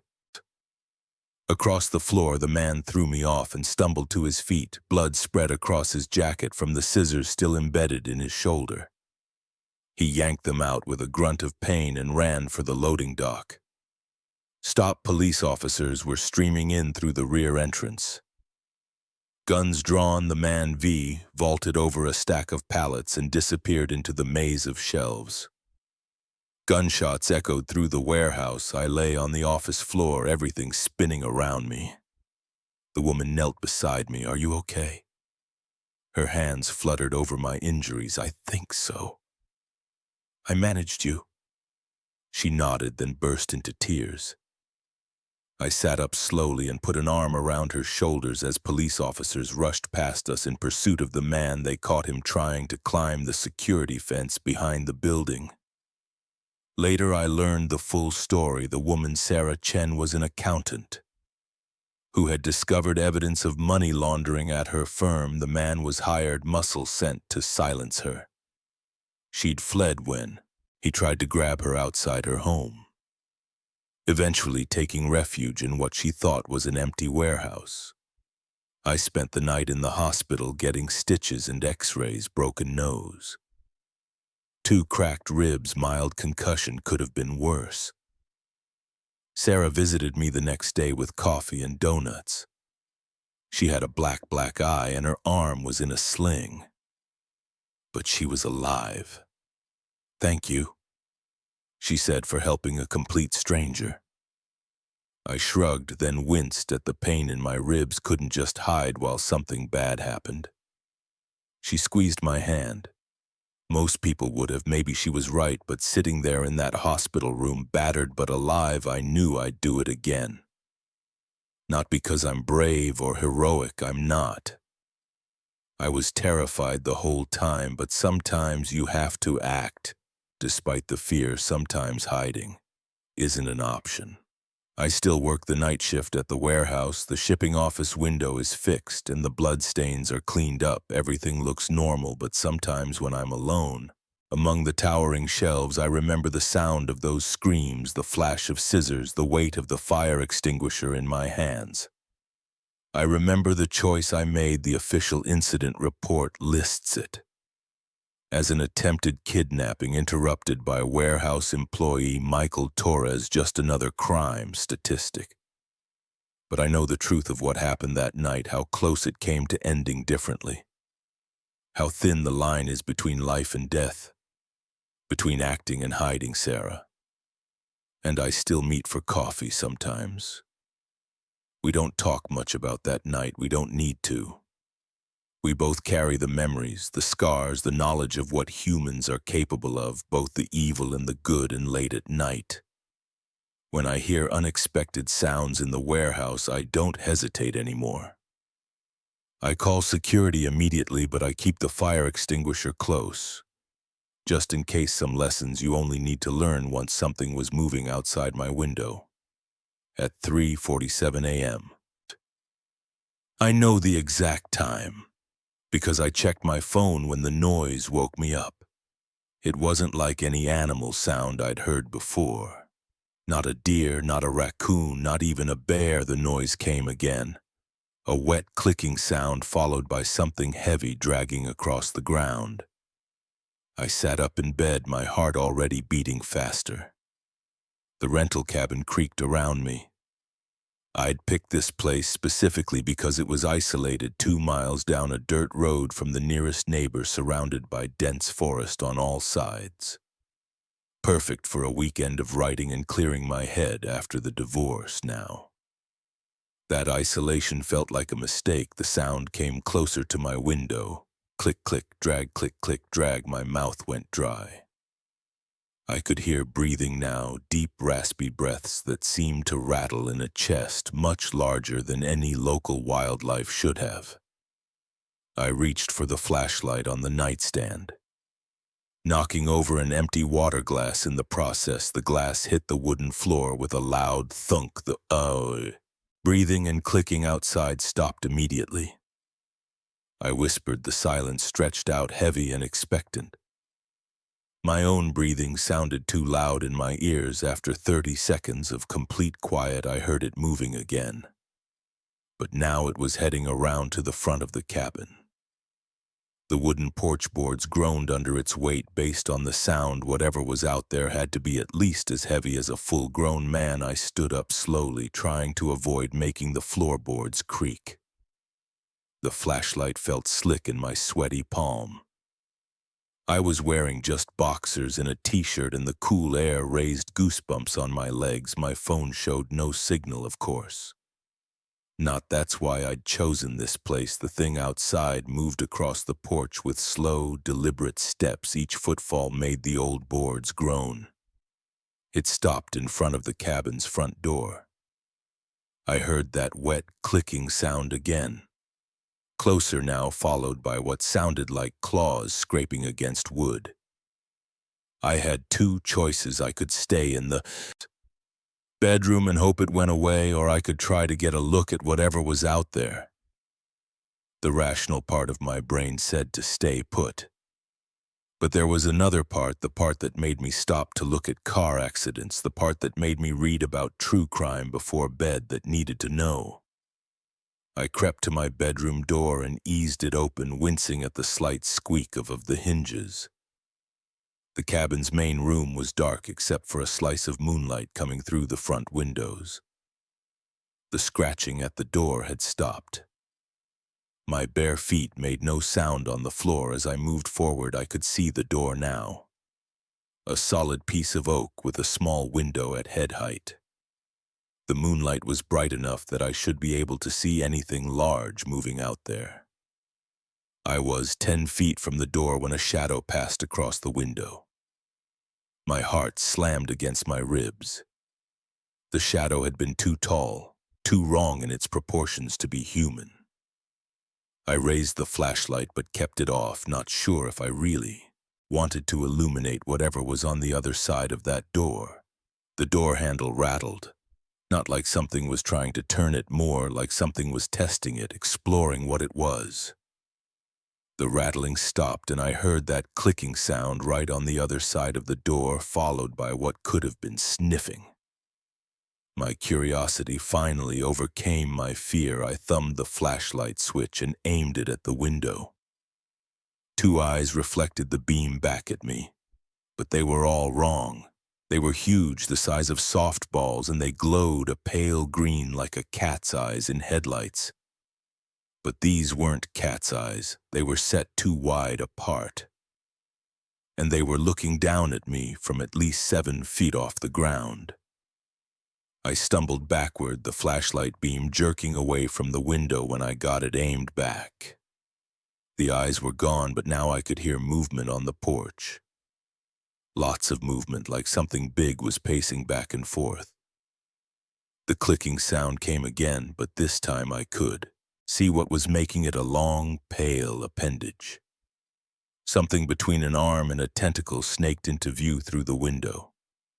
It was a sickly white color and jointed in all the wrong places. The clicking came from what looked like hard ridges or plates running along its length. The appendage probed at the window frame, testing it.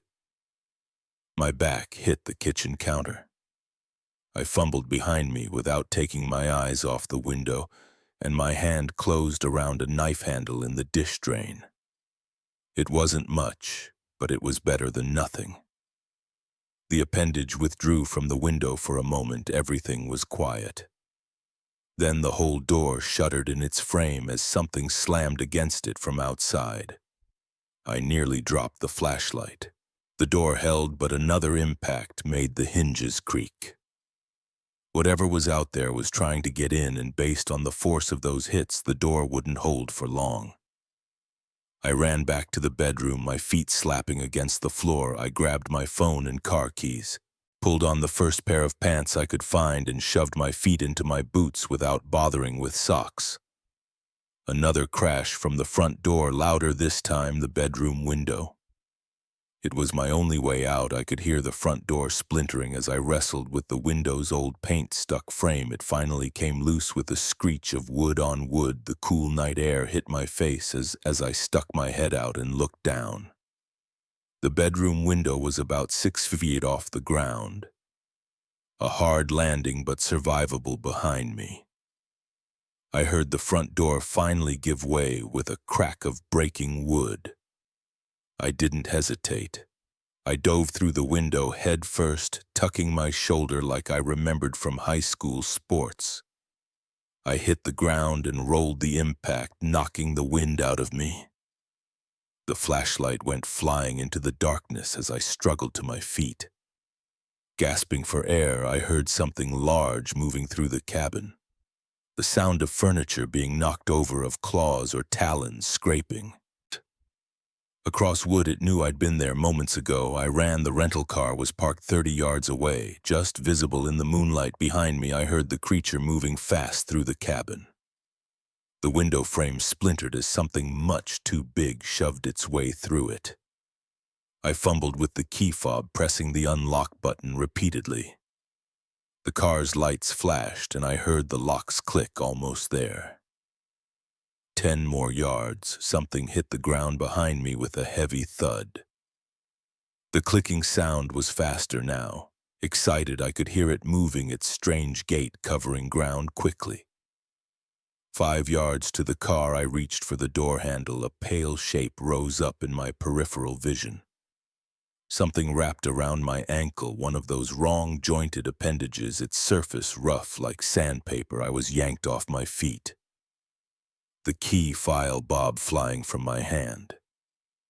I hit the ground hard. The thing started dragging me backward toward the darkness beyond the car. I kicked out with my free leg and connected with something solid. The grip on my ankle loosened for a moment. I rolled onto my back, pulling the knife from my pocket. In the moonlight, I finally got a clear look at what had me.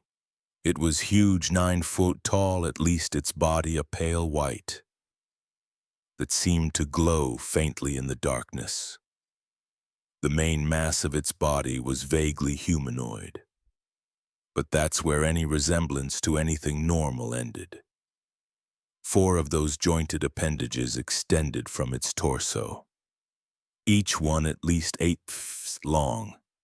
They moved independently, weaving through the air like snakes. Its head was the worst part. It was too wide, with no real face to speak of, just those huge green eyes and what looked like a mass of smaller tentacles where a mouth should be. The tentacles wed and twisted, and that clicking sound came from small hard plates running along their length. The creature pulled me closer. I slashed out with the knife, catching one of the appendages. Clear fluid leaked from the cut, and the creature made a sound. A high-pitched keying that made my teeth hurt. It released my ankle. I scrambled backward, got my feet under me, and ran. Not for the car. I'd lost the keys in the scuffle, and looking for them would take too long. Instead, I ran for the trees. I could hear it pursuing in me, its strange locomotion covering ground. Fast, the forest was dark, but the moonlight provided enough illumination to avoid running straight into trees. Branches whipped at my face as I ran. The thing behind me moved through the underbrush like it wasn't there, that clicking sound getting closer. I lost track of how long I ran. My lungs burned and my legs felt like lead, but I could still hear it behind me. Never more than 20 yards back. Sometimes it would get closer and I'd feel one of those appendages swish through the air just behind my head. The ground started to slope upward. I was running uphill now, my already burning legs protesting the extra effort, but I knew this area from hiking earlier. There was an old fire tower at the top of this hill. If I could reach it, maybe I could. I didn't get to finish that thought.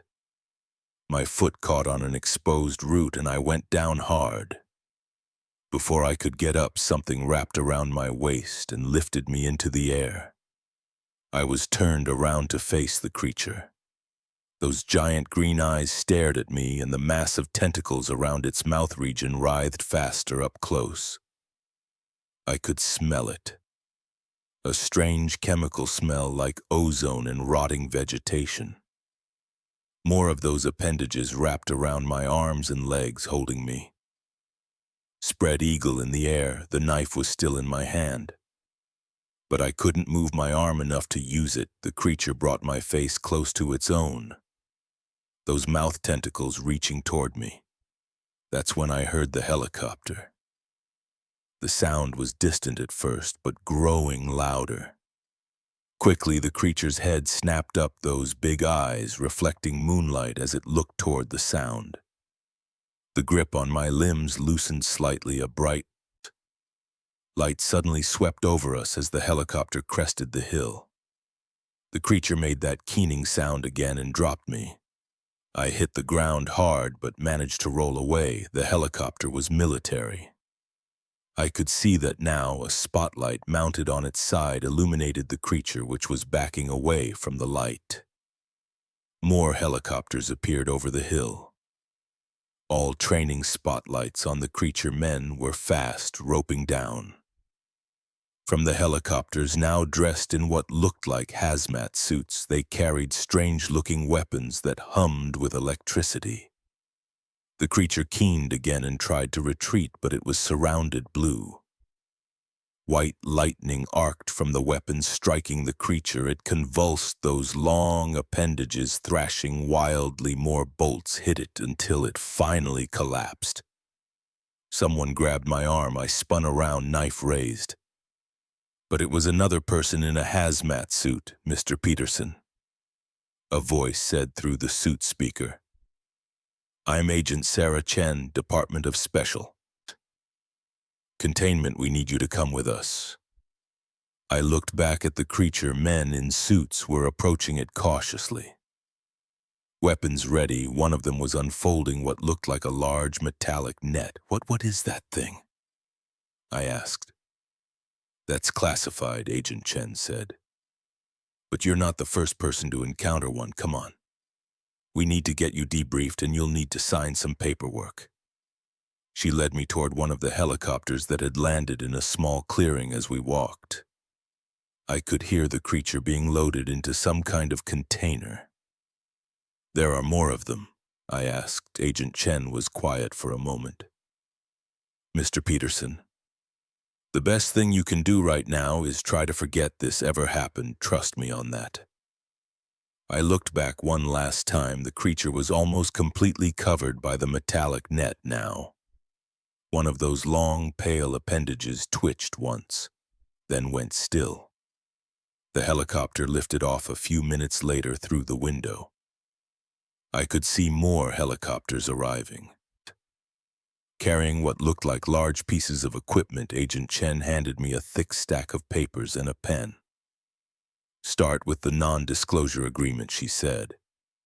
And Mr. Peterson, welcome to a much bigger world than you knew existed. I started signing papers as the helicopter turned south, leaving behind my rental cabin and the thing that had been waiting in the darkness. But even as we flew away, I couldn't shake the feeling that there were more of them out there hiding in remote place waiting to be found. Or maybe I thought as I signed another form waiting to find us, I never should have bought this house. That's what I keep telling myself as I sit here in my bedroom, back pressed against the headboard. Listening to the heavy footsteps downstairs, they're moving through my kitchen right now. I can tell because the old linoleum floor squeaks in that specific way. The same way it does when I walk across it. But I'm not walking across it. I'm up here gripping my phone trying to decide if I should call the police again. The thing is, they've already been here twice. Both times they found nothing, no signs of forced entry, no evidence of an intruder. Just those damn muddy boot prints that keep appearing every morning. It started 3 weeks ago, right after I closed on the house. I got it for a steal foreclosure, needed work, but the bones were good. That's what my realtor kept saying. The bones are good, Mark. Yeah, the bones might be good, but something else isn't right here. The first morning after I moved in, I found them muddy boot prints on the front porch. Size 12 or 13 work boots from the treads. They ellied right up to my front door, then disappeared. At first, I thought maybe it was the previous owner coming back to check on the place out of habit. But when I asked around, I learned he died 6 months ago. Heart attack in the upstairs bathroom. I cleaned the parse off the porch that morning. The mud was thick, reddish-brown like clay, but it hadn't rained in weeks, and the ground around the house was bone dry. I checked the whole property, no matching footprints anywhere else. No source for that particular type of mud. The next morning they were back. Same size, same mud, same pattern leading to the door. I cleaned them again and again the next day and the next for 2 weeks straight. Every single morning those boot prints would appear overnight. I installed security cameras. Nothing showed up on the footage. The prints would just be there in the morning like they materialized out of thin air.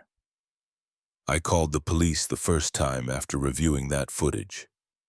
They came out, took a report, found nothing, called them again 3 days later, say. Same result, the neighbors haven't seen anything unusual. Mrs. Rodriguez next door has one of those Ring doorbells, nothing on her footage either. I even put down flour on the porch one night thinking I'd catch other prints or signs of tampering in the morning.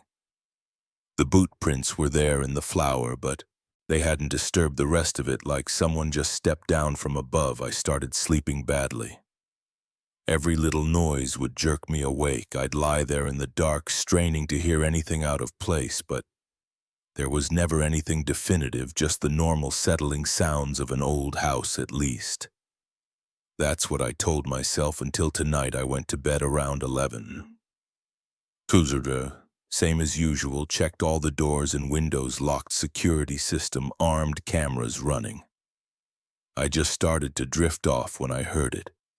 A distinct footstep on the front porch, that hollow wooden sound of a boot on old boards. My eyes snapped open. I lay perfectly still, barely breathing, listening. Another step, then another. They crossed the porch slowly, deliberately. When they reached the door, I heard something that made my skin crawl. The sound of a key turning in the lock. But that was impossible. I'd had all the locks changed when I moved in. I had the only keys. The door opened, the hinges didn't even creak. They never do. I'd oiled them myself last weekend. The footsteps entered my house. That's when I grabbed my phone and retreated to my bedroom. I wanted to run to get out of the house, but the footsteps were in the foyer between me and the front door. The back door was downstairs too. I was trapped up here. They're in the living room now. The footsteps are slow, methodical, like they're searching for something or someone. My phone shows no signal. Of course it doesn't. It never has good reception in this house. One of the many quirks I was planning to fix. The footsteps are moving to the stairs, the first step. Creaks, it always does. Another thing on my to-do list, second step, third, they're coming up. I press myself harder against the headboard. My heart is pounding so hard I can feel it in my throat. Fourth step, fifth. The footsteps reach the landing. They pause. I'm holding my breath in the darkness. I can see a shadow pass across the crack under my door. The handle starts to turn. The door opens. Nothing. Just empty darkness in the hallway, but the footsteps, I hear them in my room now. On my hardwood floors, getting closer to my bed, the weight of something heavy sits on the edge of my mattress. I feel the springs compress. I squeeze my eyes shut. This isn't real. It can't be real. You bought my house. The voice is deep, growly.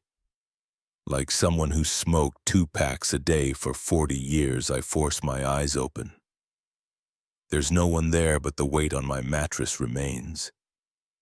Your house, my voice comes out as a whisper.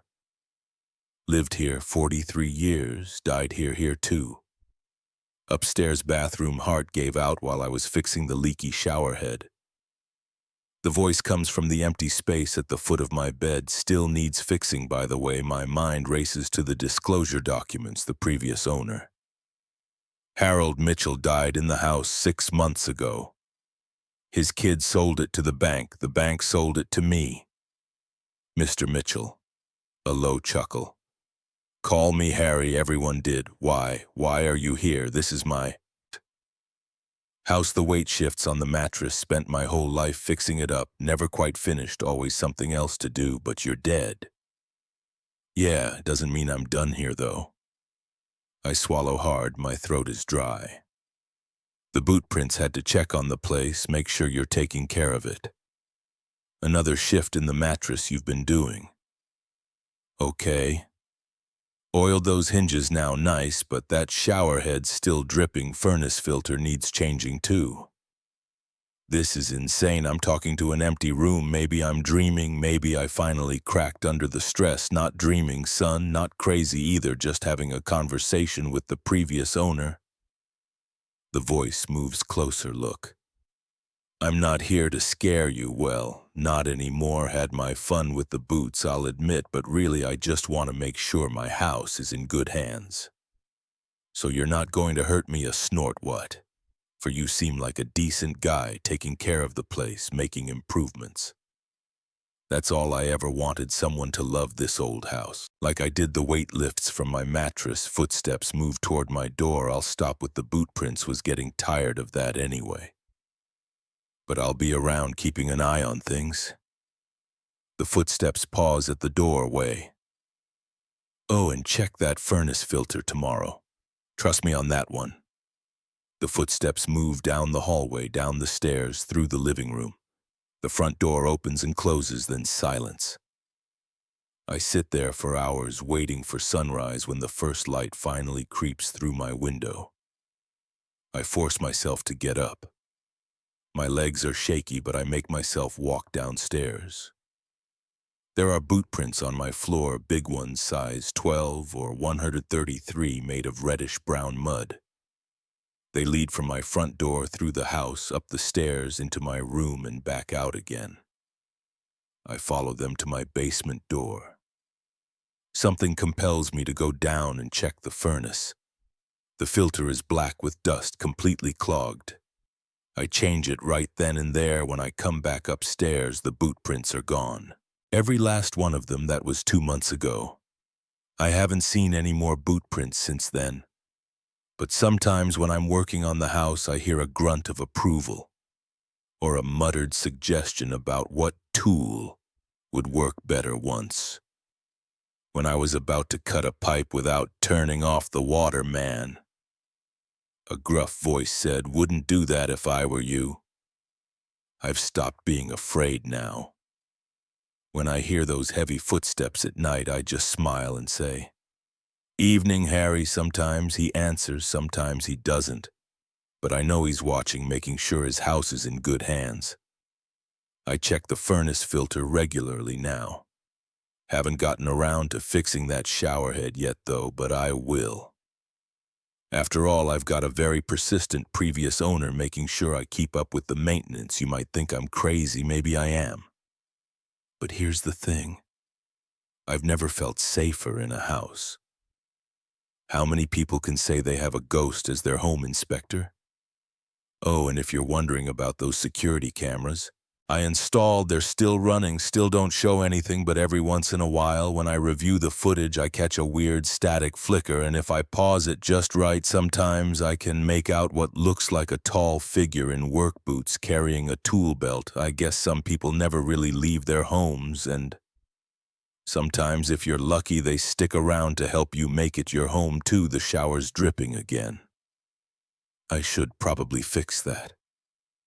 I think I hear footsteps heading toward the bathroom. Sounds like Harry's getting impatient.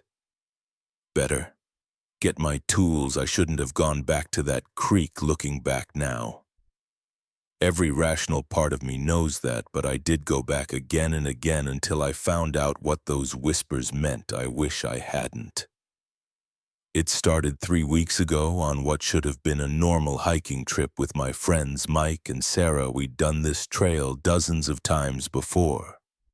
It was our go-to weekend escape from Boston, a 4-hour drive into the White Mountains of New Hampshire. The Lancaster Trail wasn't on any tourist maps.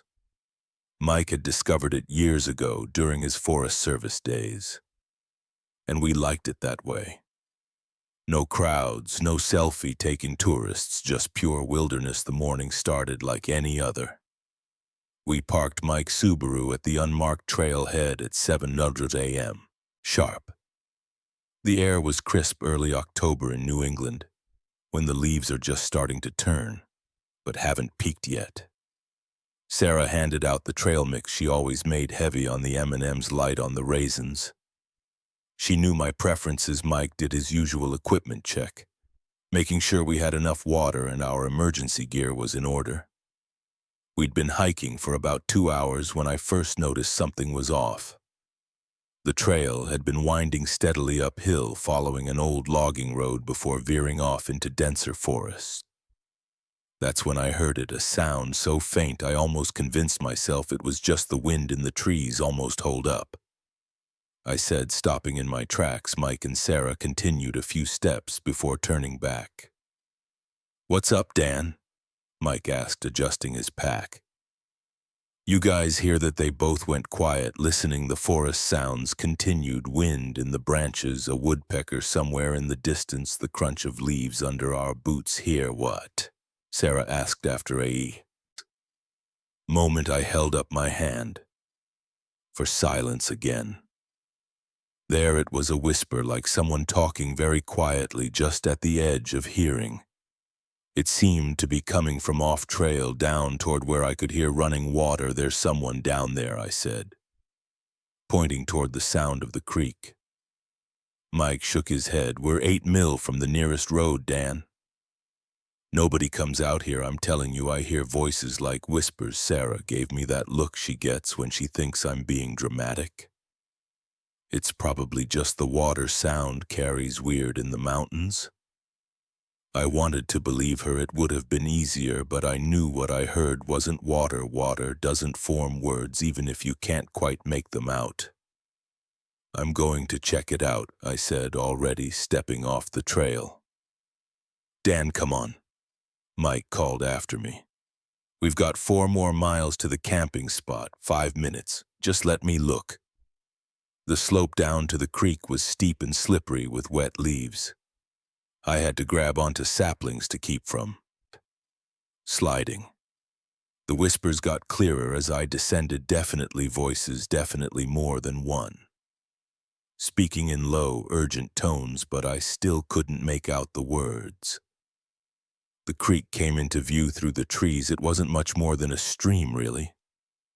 Maybe 6 feet across, tumbling over moss-covered rocks. The whispers were loud now, seeming to come from just around a bend in the creek bed. Hello, I called out. The whispers stopped instantly. I moved forward, carefully scanning the area. There was nobody there, no camping gear, no footprints in the mud by the water's edge, no signs anyone had been there at all. The only sound was the running water. Dan. Mike's voice came from up on the trail. You okay down there? Yeah, I called back, still looking around. I'll be right up. I stood there for another minute, trying to understand what I'd heard. The whispers didn't return eventually. I made my way back up to my friends. Find your mystery people? Sarah asked with a slight smirk. No, I admitted, but I swear I heard something. Probably just tired, Mike said, clapping me on the shoulder. Come on, let's make some miles. We continued hiking, but I couldn't shake the uneasy feeling. Every few minutes I'd catch myself straining to hear the whispers again. They didn't return, but the memory of them stayed with me. We made it to our camping spot just before sunset. It was a small clearing on a ridge with a fire pit previous hikers had built as Mike and Sarah set up their tent. I gathered firewood, trying to stay busy to keep my mind off what had happened that night around the campfire. I almost brought it up again, but I could already imagine their reactions, more concerned looks, more gentle suggestions that I was just tired or imagining things. So I kept quiet, roasting marshmallows and listening to Mike's story about the bear he'd encountered last summer. We hiked out the next morning without incident. The whispers didn't return, and by the time we reached the car, I'd almost convinced myself Sarah was right. Just water sounds playing tricks on my ears that should have been the end of it. A weird experience to tell at parties. Nothing more. But 3 days later, I couldn't stop thinking about it.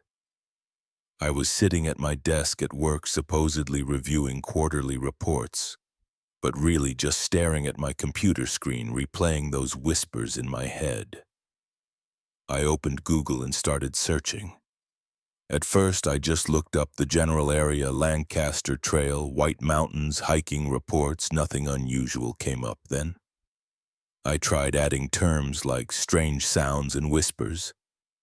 Still nothing. I was about to give up when I found an old forum post from 20. Someone hiking in the same area had reported hearing voices in the woods near a stream. The post didn't have many details, but it was enough to make my skin crawl. That night I dug deeper. I found local newspaper archives going back to the 1950s. Most of it was usual small-town news, county fairs, town meetings, lost dogs. But in 1978, there was a story that caught my eye, a search and rescue operation for a missing hiker. Had focused on an area near Lancaster Trail. They never found him, but one of the rescue team members reported hearing strange voices during the search. I had to know more. I called in sick to work on Friday and drove back up to New Hampshire. I told myself I was being ridiculous, but I couldn't shake the feeling that there was something there, something important. This time I came prepared. I brought a digital voice recorder, a better flashlight, and a more detailed map of the area. I also brought my GPS to mark exactly where I'd heard the whispers. The trail felt different, alone. Every snapping twig made me jump. The forest seemed darker, more closed in. It took me longer to reach the spot without Mike setting the pace, but around noon I recognized the section of trail where we'd stopped before I marked my location on the GPS and started down toward the creek again. The slope seemed steeper than I remembered halfway down. I turned on the voice recorder. The creek was running higher than last time. We'd had rain earlier in the week. I stood there for a long time just listening. Nothing but water sounds and bird calls. "Hello," I called out, feeling foolish. "Is anyone there?" No response. I walked along the creek bank, careful not to slip on the wet rocks. After about 10 minutes, I was ready to give up. Then I heard it. The whispers started so quietly I almost missed them. But they were there, clearer than before, multiple voices speaking quickly, urgently. They seemed to be coming from the other side of the creek. I fumbled with the voice recorder, making sure it was still running carefully. I stepped onto the first rock to cross the creek. The whispers got louder. I could almost make out words now, halfway across the creek. My foot slipped. I caught myself before falling. But the voice recorder wasn't so lucky. It flew from my hand and hit a rock before falling into the water. I watched helplessly as the current carried it downstream. The whispers stopped again. I stood there on that rock in the middle of the creek, heart pounding, wondering what to do next. That's when I noticed something strange about the opposite bank. There was a small opening in the rocks I hadn't seen before, partially hidden by ferns. It looked like the entrance to a cave or tunnel. The whispers started again. Definitely coming from that direction. I knew I should leave. Everything I'd learned about wilderness safety told me not to enter unknown caves alone, but I'd come too far to turn back now. I finished crossing the creek and approached the opening. It was larger than it had looked from the creek, about 4 feet high and 3 feet wide. The whispers were clearer now, but I still couldn't make out the words. They seemed to be coming from deep inside. I took out my flashlight and shined it into the opening. The beam revealed a narrow tunnel sloping downward. The walls were smooth, almost too smooth to be natural. Water trickled down one side, and the air coming from inside was cold. I had to crouch to enter the tunnel, extended about 20 feet.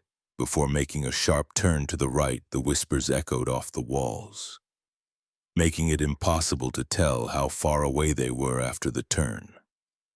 The tunnel widened into a small chamber. My flashlight beam showed more tunnel openings leading off in different directions. The whispers seemed to be coming from all of them now, overlapping and echoing until they were just a constant sousure of unintelligible voices. I took another step forward. My foot hit something that clattered across the rocky floor. I swung my flashlight down. It was a camera, an old one covered in dust, but otherwise intact. I picked it up with trembling hands. The brand name had worn off, but it looked like it. It was from the 1970s. The whispers got louder. I could almost understand them now. Almost make out what they were saying. I took another step forward. My flashlight flickered. I froze. The light flickered again, then went out completely. The darkness was absolute. The whispers surrounded me now, and for the first time I could understand the words they were saying. My name, I ran. I don't remember dropping the camera. I don't remember finding my way back through the tunnel. My next clear memory is breaking out into daylight, gasping for air. My clothes soaked with creek water and cave mud. I didn't stop running until I reached the trail. My hands were bleeding from grabbing rocks and trees, but I barely felt it.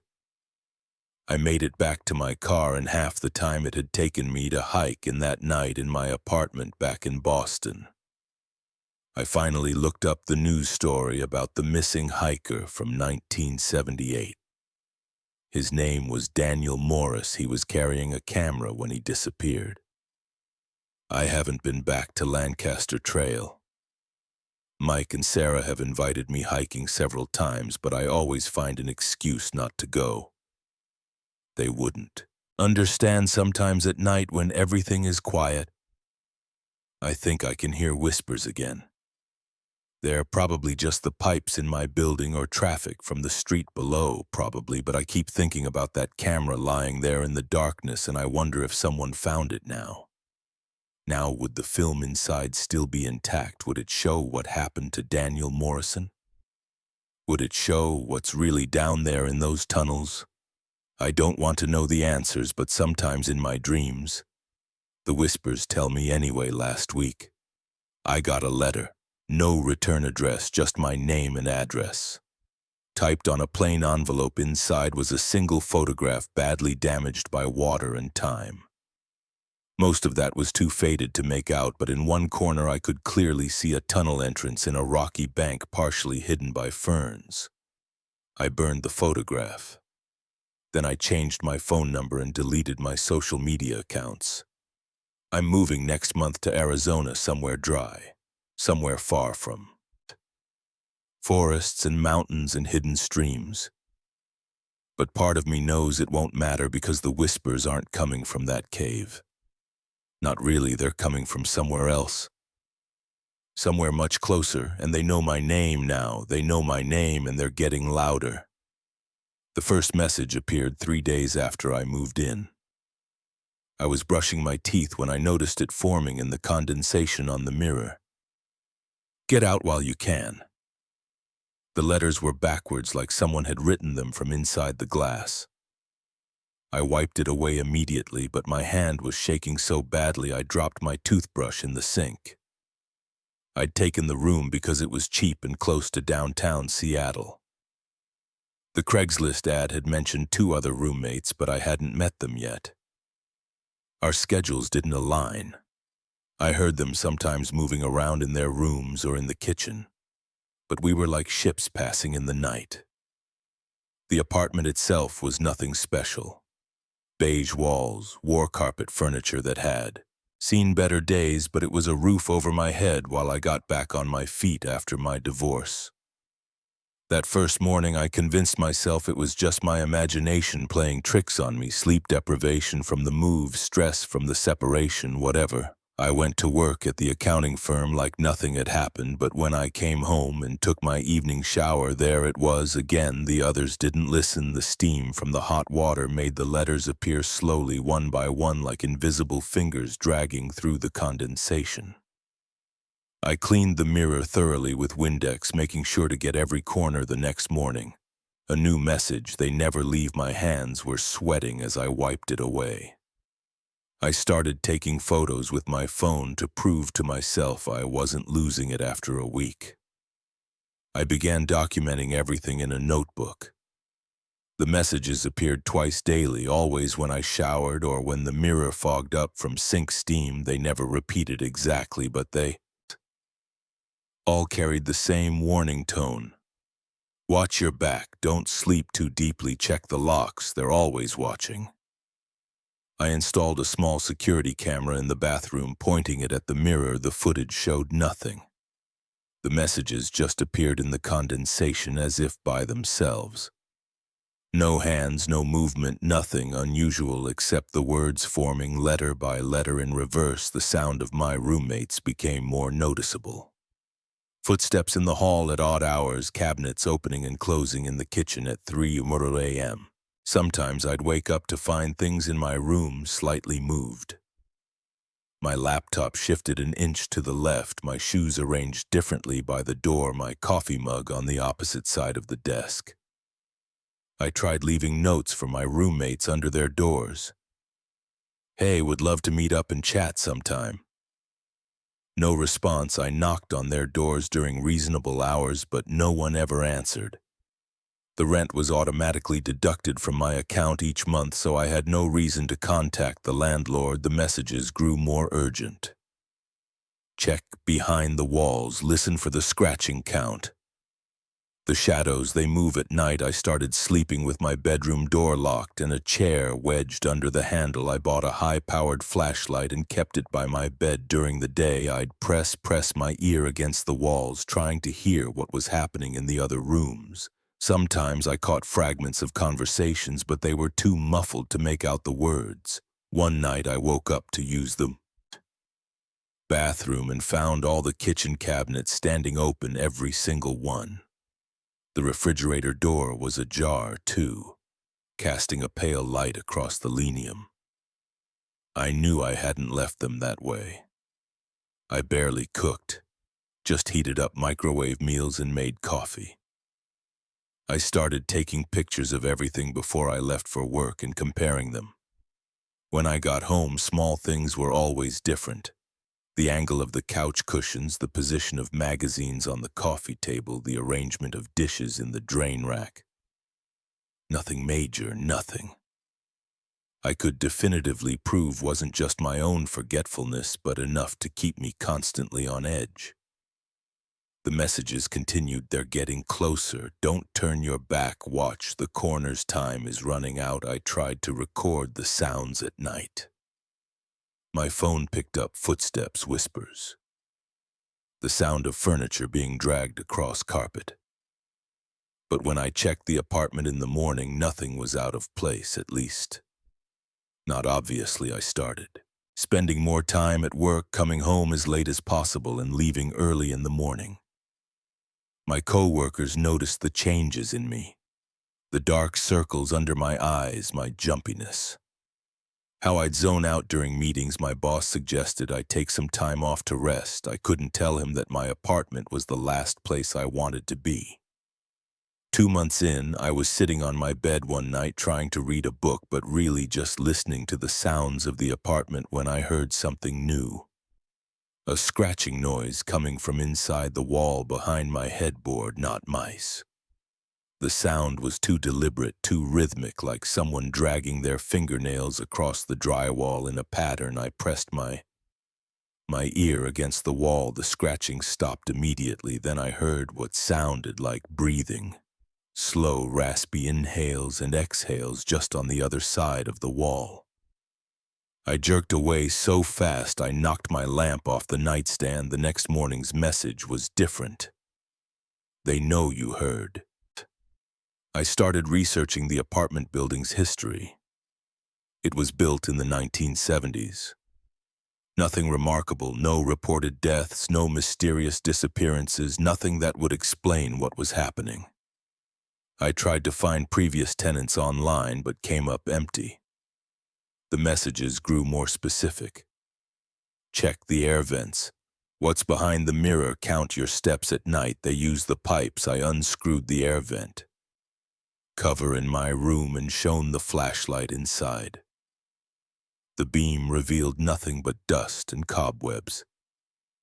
But I swore I could hear movement further down the shaft, a sliding, shuffling sound. That stopped as soon as I noticed it. The mirror became an obsession. I examined it from every angle, looking for hidden mechanisms or signs of tampering.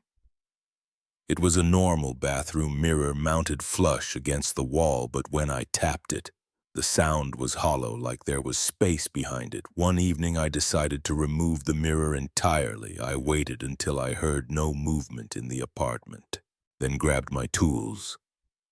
The mirror was heavier than I expected, and it took some effort to work it free from the wall behind. It was a rectangular opening about 2 feet wide and 3 feet high.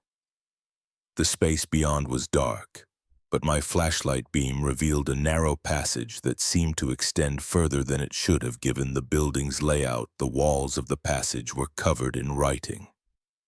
Thousands of backwards letters scratched into the surface, overlapping and intertwining. Some looked fresh, others were old enough to have gathered dust. I heard movement in the passage, a quick scuttling sound like something retreating deeper in. Into the darkness, the beam of my flashlight caught nothing but shadow, my hands shaking. I quickly remounted the mirror. That night I slept in my car. The next morning I had to go back for my work clothes. The message on the mirror was waiting now. You know where we live. I started plotting my escape. I couldn't break the lease without losing my security deposit, and I couldn't afford to pay rent on 2 places, but the messages were getting more frequent, appearing even when the mirror wasn't fogged. We see you planning, you can't escape us. We're in the walls, we're in the pipes, we're in the vents, we're everywhere.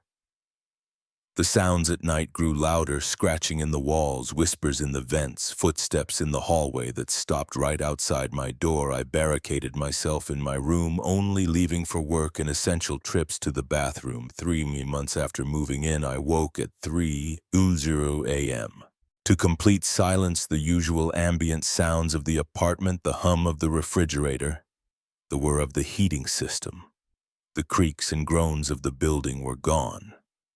The silence was absolute, pressing against my eardrums like a physical force. I lay perfectly still, barely breathing, straining to hear something, anything. Then I heard it, a soft, scratching sound coming from the other side of my bedroom door. Not at the bottom where a mouse might scrabble, but at eye level. Like someone or something was riding on the wood. I turned on my flashlight and aimed it at the door in the beam. I could see letters appearing on the surface, carved into the wood from the outside, appearing. Stroke by stroke in real time, we want to meet you. I didn't sleep the rest of the night. When morning came, I went straight to work and started searching for a new apartment during my lunch break. I found a studio across town that I could move into immediately if I paid 2 months' rent up front. It would drain my savings, but I didn't care.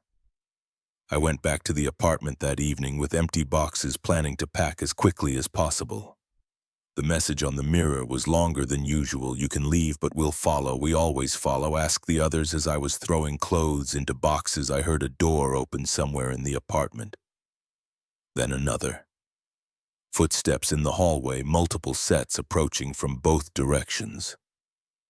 I grabbed my pre-packed emergency bag and yanked open my bedroom window. The fire escape was right there, just as I'd planned. I climbed out just as my bedroom door began to open. I didn't look back. I ran down the fire escape, metal clanging under my feet, and didn't stop running until I reached my car. As I pulled away from the curb, I glanced in my rearview mirror. My bedroom window was dark, but I swore I could see faces pressed against the glass, faces that weren't quite right. Faces that seemed to be made of shadow and fog. I stayed in a hotel that night and hired movers the next day to get my remaining belongings. They reported nothing unusual about the apartment. My roommate's doors were closed as always. I moved into the studio apartment and tried to put the experience behind me for a week. Everything was normal then.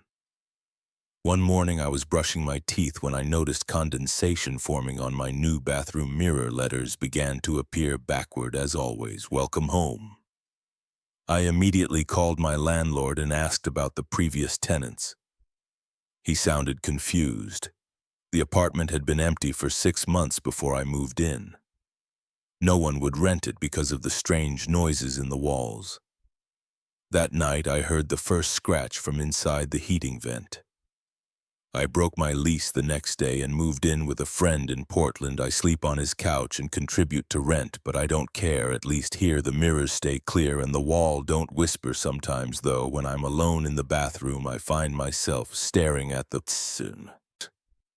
mirror, waiting for words to appear, and sometimes just Sometimes I think I see letters starting to form in the steam, but I always wipe them away before I can read what they say. I don't want to know if they followed me here. I don't want to know what they want, and most of all, I don't want to know what happened to my old roommates, the ones whose doors were always closed, the ones I never saw, the ones who might not have been there at all. Some questions are better left unanswered. Some mysteries should stay buried in the walls, behind the mirrors, in the spaces we pretend don't exist. But every now and then when I hear an unexpected sound in the night, or catch a movement in my peripheral vision, I remember those backwards letters forming in the steam they always follow, and I wonder how far I'll have to run before they stop. The first thing I noticed when I took over my father's furniture company wasn't the outdated accounting software or the stack of unpaid invoices on his desk, or even the ancient coffee maker that probably hadn't been cleaned since the Reagan administration.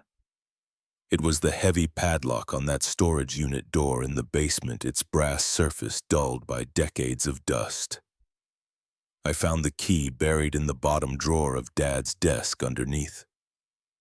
Warranties for equipment we didn't even own anymore. The metal was cold against my palm as I stood in front of that door, listening to water drip somewhere in the darkness of the basement. The lock clicked open with a sound that echoed off the concrete walls. The storage unit smelled like old wood and mothballs. I pulled the chain for the single bulb hanging from the ceiling, and yellow light spilled across what looked like my grandmother's entire estate sale collection. Antique furniture was crammed into every corner. Victorian chairs with cracked leather upholstery, end tables with water rings on their surfaces.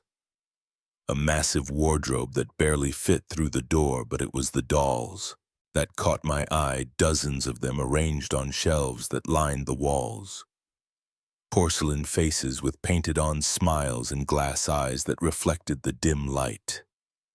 I recognized some of them from my grandmother's house. She'd been a collector, always dragging home new finds from estate sales and in antique shops. Dad had inherited everything when she passed away 5 years ago. I guess he couldn't bring himself to sell any of it. I was checking the condition of a queen and chair when I heard it. A soft scraping sound like something being dragged across wood. I turned around. Nothing seemed different, but I could have sworn one of the dolls on the middle shelf had been facing the other direction. I blamed it on the bad lighting in my exhausted brain. I'd been working 16-hour days trying to get the company's finance was in order. Since Dad's stroke 3 weeks ago, the doctor said he'd recover, but the business couldn't wait. Someone had to take charge. I locked up the storage unit and went back to my office. That night, I dreamed about glass eyes watching me in the dark. The next morning, I found the chair I'd been examining pushed into the center of the storage room. I distinctly remembered leaving it against the wall. My first thought was that one of the employees must have come down here, but the padlock had been secure when I arrived. I approached the chair slowly. The leather was cracked and peeling, showing the yellowed padding underneath. As I reached out to touch it, I heard that scraping sound again, louder this time, coming from behind me. I spun around. One of the dolls had fallen face down on the shelf. I picked it up, noting its weight and the intricate lace detail on its dress. When I set it upright, I noticed something odd. There was dust on the shelf everywhere except for a long streak leading to where I'd found the doll. My phone rang, making me jump. It was our biggest client threatening to pull their account. I spent the rest of the day in damage control mode, but I couldn't shake the feeling that something wasn't right in that basement. That night, I stayed late at the office, going through old contracts. Around midnight, I heard footsteps in the hallway. "Hello," I called out. No response. This security system was armed. Nobody else should have been in the building. I grabbed my phone's flashlight and walked down the hall, empty.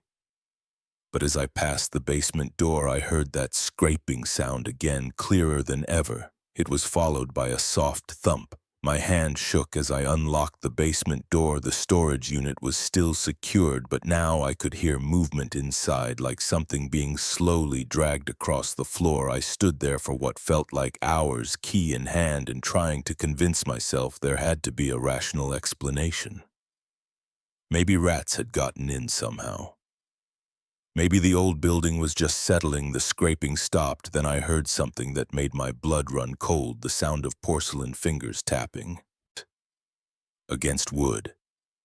I unlocked the padlock. The chain clinked as I pulled it free. Heart pounding, I opened the door. The chair had moved again. Now, positioned directly in front of the entrance, sitting in it, was one of the larger dolls. A Victorian-style figure in a blue dress that I definitely remembered seeing on the top shelf earlier. Its head was tilted slightly to one side, glass eyes reflecting the beam of my flashlight. I backed away slowly, but before I could reach the door, I heard movement behind me. I turned to see another doll actually walking across a shelf on unsteady porcelain legs. Its tiny boots made clicking sounds against the wood. More movement caught my eye. All around the room, dolls were beginning to stir. Small heads turned, jointed arms began to reach out. I ran. I slammed the door shut and fumbled with the padlock, my hands shaking so badly I could barely work the key from inside. I heard the scraping sound getting louder, accompanied by the click of dozens of tiny feet on the floor. The lock finally caught. I stumbled backward, breathing hard. Something hit the other side of the door with a solid thunk, then another impact and another. I made it up the stairs somehow, and didn't stop running until I reached my car. I spent the rest of the night in a hotel telling myself I was having some kind of breakdown from stress and exhaustion. Things like this didn't happen in real life. They couldn't. But when I arrived at work the next morning, I found the storage unit door standing wide open. The padlock lay on the floor, still locked, its hasp somehow twisted completely off its mounting inside. Every single piece of furniture had been arranged in a perfect circle around that chair, and every single doll was sitting exactly where it had been 2 days ago, posed primly on their shelves with painted-on smiles and glass eyes that seemed to follow my movement. I spent that morning researching the building's history, looking for anything that might explain what was happening. The company had been in the family for 3 generations, operating out of the same converted warehouse since my grandfather's time before. Before that, the records showed it had been a furniture factory in the early 1900s. Nothing unusual stood out then. I found an old newspaper article about a fire in 1912. The factory had burned, killing several workers. According to the article, they'd been trapped in the basement storage area. The paper mentioned that one of the victims had been a young woman who made dolls in her spare time, selling them to supplement her income. I printed the article and took it down to the basement. My hands were steady this time as I unlocked the storage unit. The furniture was still arranged in that perfect circle. I walked to the center and sat down in the chair. "I know you're here," I said out loud, feeling slightly ridiculous. "I know what happened to you. I'm sorry." Nothing moved. The only sound was my own breathing and that eternal drip of water somewhere in the darkness. Then I heard it.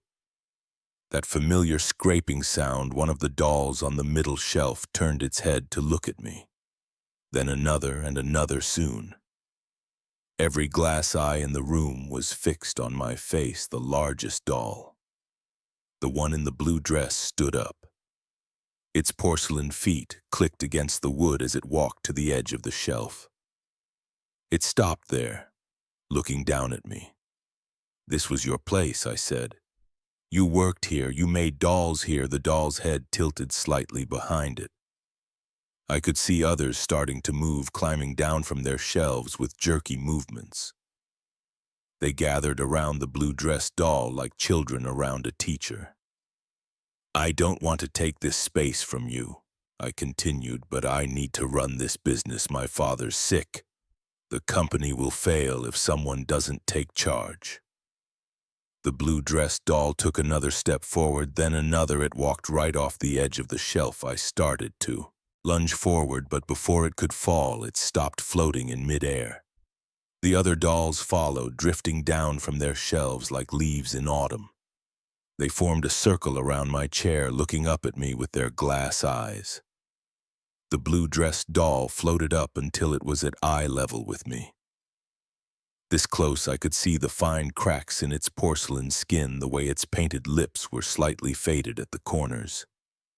It reached out one tiny hand and pointed at the newspaper article I was still clutching. Then it pointed at the furniture around us, and finally at me. Understanding dawned. You want to help? The doll nodded, a bar L. Perceptible movement. You know this building, you worked here, you want to see it succeed. Another nod. Around us, the other dolls had begun to move, straightening the furniture, dusting off surfaces with their tiny hands. One of them picked up a fallen table leg I hadn't even noticed and began trying to reattach it. I let out a laugh that was half relief, half hysteria. Okay, we can work something out. You can stay here, this can still be your space, just maybe we can figure out a way to do this that doesn't involve giving me a heart attack. The blue-dressed doll's painted lips seemed to curve up slightly at the corners. It extended its hand again. This time, palm up, like it was offering to shake on our deal. I reached out with one finger and it wrapped its tiny porcelain hand around it. Its touch was cold but not unpleasant. That was 6 months ago. The company's doing better now. I've modernized most of our systems, brought in new clients, and even hired some additional staff. But I've kept the basement storage unit exactly as it was. Though I did install better lighting and brought in some tools and materials for repairs. Every morning when I arrive, I unlock the basement door and say good morning to my unusual colleagues. They never move when anyone else is around, but sometimes I'll come down to find a piece of furniture perfectly restored overnight, or discover that they've reorganized the storage space in a way that makes more sense. The blue-dressed doll, I call her Sarah now, after the name I found in that old newspaper article, seems to have appointed herself as my assistant manager. She has excellent taste in furniture and an eye for detail that comes from decades of watching this business operate. Dad's recovering slowly. I haven't told him about our new helpers yet. I'm not sure how to explain that his mother's doll collection has become an integral part of our restoration department. But the other day when he visited the workshop, he commented on how good everything looked, just like the old days, he said, smiling. Like there's still real pride in the craftsmanship. I caught a glimpse of movement from the basement door, just a flash of a blue dress disappearing into the shadows. I could have sworn I heard the faintest sound of porcelain hands clapping, sometimes late at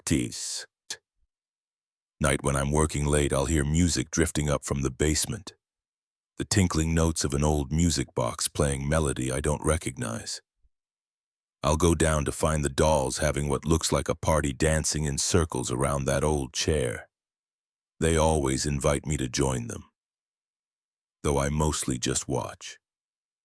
It's still a bit unsettling, if I'm honest, but there's something oddly comforting about it too. I've learned to accept that some things in life don't need rational explanations. Sometimes you just need to trust that the past has its own way of taking care of the present. And sometimes the best business partners are the ones who've been there all along, silently watching and waiting for someone to finally notice them. The company's ledgers show a mysterious new expense category. Now, restoration supplies, special projects every month. I make sure to order new ribbons, lace, and tiny spare parts. I leave them on the shelves at night and find them transformed into perfect repairs by morning. It's an unconventional arrangement, but it works for us. And if clients sometimes comment that our restored pieces seem to have a certain life to them, a certain warmth, that modern furniture lacks, well, that's just part of the family business's special touch. Though I do make sure to warn new employees about the basement. Don't mind any noises you might hear down there. I tell them it's just the old building settling and maybe a few other things that have settled here too. They usually laugh it off, but they also don't question why the basement door always stays locked or why I'm the only one who goes down there after hours. Some things in a family business, after all, are best kept in the family, even if that family now includes a collection of antique dolls with glass eyes and secrets of their music own. The first bang made me jump in my chair. It was 11:42 p.m., and I was alone in the converted factory building trying to finish the quarterly reports. The sound came from the old machine shop section. A sharp metallic clang that shouldn't have been there at all. My fingers froze over the keyboard as I listened for more. The renovation company had done a decent job turning the abandoned manufacturing plant into modern office space. They'd kept the industrial charm, exposed brick walls, steel beams, and massive windows while adding all the necessary modern amenities. But they'd left the old machine shop area mostly untouched. It sat empty behind the glass partition wall, full of shadows and silent machinery, waiting for phase 2 of the renovation that never came due to budget cuts. Another clang echoed through the building, followed by a scraping sound. My heart rate picked up. I minimized the spreadsheet on my screen and checked the security system status on my second monitor. All doors showed locked, no motion sensors had been triggered. The building was secure. I grabbed my phone and turned on the flashlight. The overhead lights in my section cast a warm glow over the rows of empty desks. But beyond the glass partition, the machine shop was dark, except for the dim emergency lights required by code. As I stood up, my chair squeaked against the floor. The sound seemed too loud in the quiet building. The scraping noise came again, closer this time. My palms started to sweat. I wiped my right hand on my pants and gripped the phone tighter. The rational part of my brain said it was probably just the old building settling, or maybe mice in the walls, but another part of me remembered all the stories the previous tenants had told about strange sins and movements in the shadows. After hours, I walked slowly toward the glass partition, my dress shoes clicking against the polished concrete floor. The machine shop lay before me. A forest of silent industrial equipment covered in dust cloths, drill presses, lathes, and mechanical arms stood like sleeping giants in the gloom.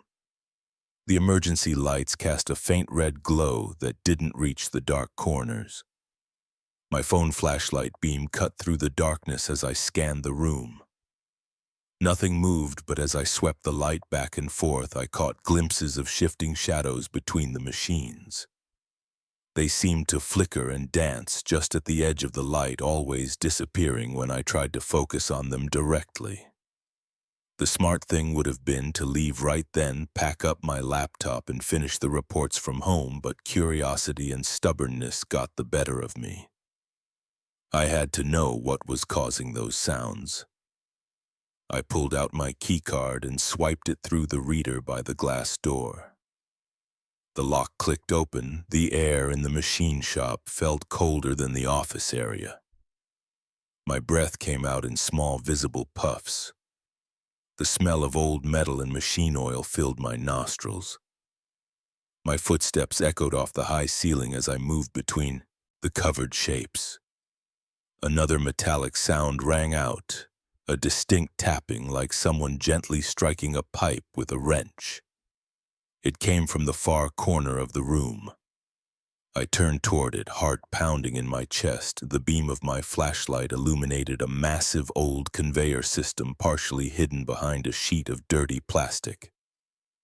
I got closer. I noticed marks in the dust on the floor, fresh scuff marks that hadn't been there earlier in the day. They LED behind the conveyor. My throat felt dry. I swallowed hard and kept walking. The tapping came again, followed by a sound like grinding gears. It was definitely coming from behind the conveyor. I reached out and grabbed the edge of the plastic sheet. My hand was shaking. I took a deep breath and yanked the sheet aside, nothing, just more machinery and tools covered in years of dust. But as I stood there, I felt a cold draft brush against the back of my neck. The hairs on my arms stood up slowly. I turned around. A shadow moved between two covered lathes about 20 feet away. This wasn't the trick of light and darkness I'd seen earlier. This was a distinct shape, personalized, gliding smoothly across the floor. My flashlight beam caught it for just a second before it disappeared behind a drill press. My heart hammered against my ribs, sweat ran down my back. Despite the cold, I opened my mouth to call out, but no sound came. The rational explanations were gone now. This was something else. I backed away slowly, trying to keep my eyes on the spot where the shadow had vanished. Another metallic tap echoed through the room, this time from a different direction, then another and another. The sounds began to multiply and overlap, clangs, scrapes, and grinding noises coming from all around me. The shadows started moving faster now. I caught glimpses of them darting between machines, always just at the edge of my vision. My flashlight beam couldn't keep up. The temperature seemed to drop even further.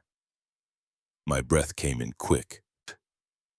Gasps that fogged in front of my face. I bumped into something hard and cold. One of the lathes, the impact sent a tool clattering to the floor. The sound was like a gunshot in the darkness.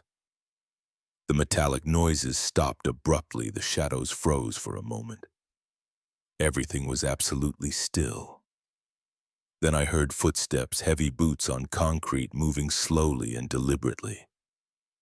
They were coming from the direction of the glass partition between me and the exit. My flashlight beam darted to the sound but caught only empty space. The footsteps continued getting closer. My legs felt weak. I pressed my back against the lathe, trying to make myself as small as possible. The beam of my flashlight started to flicker. I shook it, but the light kept fading in and out. The footsteps stopped about 10 feet away. In the dying beam of my flashlight, I saw a dark figure standing motionless between two covered machines. It was roughly human-shaped, but somehow wrong. Too tall, too thin, with proportions that didn't quite make sense. As my light flickered one last time, I thought I saw it start to turn towards me. The flashlight went out completely. The emergency light seemed dimmer than before. I couldn't see the figure anymore, but I could feel it there in the darkness. The air grew so cold it hurt to breathe. A sound came from where the figure had been standing, a low, grinding noise like rusted gears trying to turn. It grew louder, mixed with the screech of metal on metal.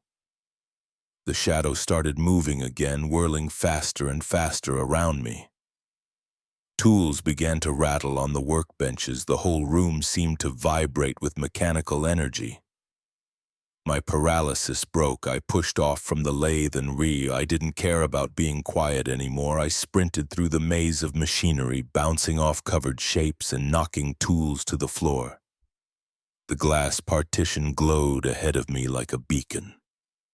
The sounds chased me, clanging, scraping, and those heavy footsteps pounding on the concrete. The shadow swept past me on both sides, moving impossibly fast. The cold air burned in my lungs. Something brushed against my shoulder and I jerked away. Stumbling but keeping my feet, I slammed into the glass door with my shoulder, fumbling for my keycard. My hands were shaking so badly I could barely hold it behind me. The footsteps got closer. The card reader seemed to take forever to recognize the swipe. Finally, the lock clicked. I yanked the door open and dove through. Pulling it shut behind me, the sound stopped instantly. The shadows disappeared through the glass. I could see the machine shop lit only by the dim red emergency lights. Nothing moved. The dust cloths covering the machinery hung still and undisturbed. I backed away from the partition, gasping for breath. My shirt was soaked with sweat as my breathing slowed. I noticed my phone was still clutched in my right hand.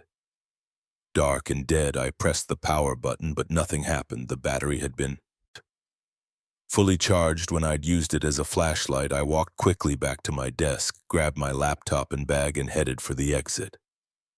I didn't look back at the machine shop. The main office lights flickered once as I passed beneath them, but stayed on. I punched in the security code with trembling fingers and practically ran to my car as I drove home. I tried to make sense of what had happened. The rational explanations came creeping back. Old buildings make strange noises.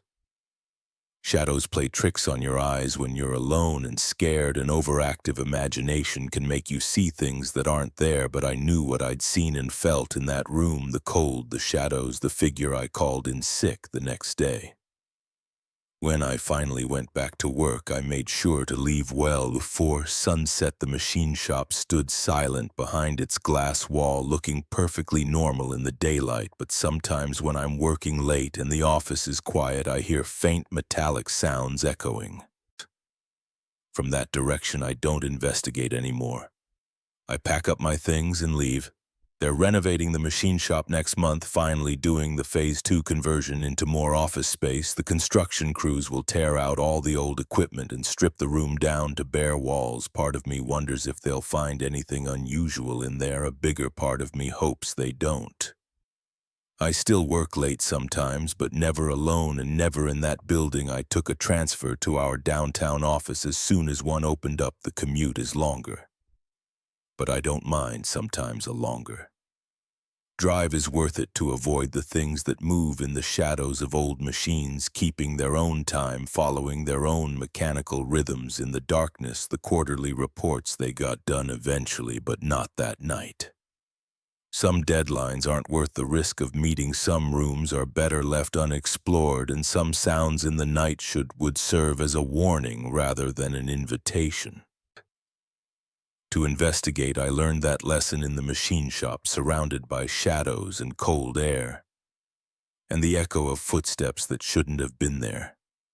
I don't know what I encountered that night. I don't want to know, but sometimes I dream about it, about the figure standing in the darkness, about the wrongness of its proportions, about the grinding sound it made as it started to turn toward me. In the dreams, my flashlight doesn't flicker and die. In the dreams, I see its face. Those are the nights I wake up gasping, my sheets soaked with sweat, grateful for the warm yellow light of my bedside lamp. Those are the nights I lie awake until dawn, listening to the normal sounds of my apartment building, telling myself that not all mechanical noises in the dark mean something is wrong.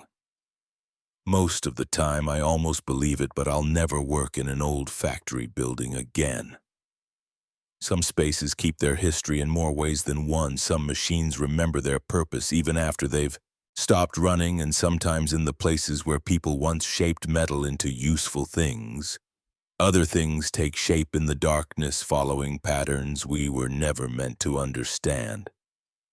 The company moved out of that building 6 months ago. The old factory is empty now, waiting for new tenants. Sometimes I drive past it late at night. The windows are dark, but I always think I see movement behind them. Shadows shifting in the machine shop, keeping their own time, waiting for someone else to investigate. A strange sound in the night. I never stop. I never slow down. I keep driving until the old factory disappears in my rearview mirror. But I know it's still there, its empty rooms filled with silence and shadows and the echo of footsteps that shouldn't exist. And sometimes when the night is very quiet and very dark, I think I hear the faint sound of metal striking metal, carried on the wind like a distant bell, calling out to anyone who might be listening. I don't listen anymore. Some calls are better left unanswered. I should have left it alone. That's what any rational person would say. But after 23 years working at the Millbrook Public Library, you notice when something's off, and that pale man with his blank book wasn't just off. He was wrong in a way that made my skin crawl. I'm writing this down now because I need someone else to know what happened. Maybe then I'll stop seeing those empty pages every time I close my eyes. It started 3 months ago during one of our quiet Wednesday nights. The library stays open until 9 p.m. On weekdays, though, hardly anyone comes in after 700. I was doing my usual evening rounds, reshelving books in the reference section. When I first noticed him, he sat in the far corner of the reading room, hunched over a large book. Nothing unusual about that. We get plenty of regular readers, especially in winter when people want somewhere warm to spend their evenings. But something made me pause between the shelves. Maybe it was how still he sat, or how his pale skin seemed to glow under the fluorescent lights. I continued my work, but kept glancing his way. He never moved, not once, just sat there slowly turning. Pages, the sound carried across the empty room, that soft whisper of paper against paper. The clock hit 8:45 and I started my closing routine, straightening chairs, checking the bathrooms, making sure no one had fallen asleep in the study carols. When I reached the reading room, he was gone, no sign anyone had been there at all. I walked over to his table, curious what he'd been reading. Nothing. No book left behind. No chair pulled out. Just the clean, polished surface of the oak table.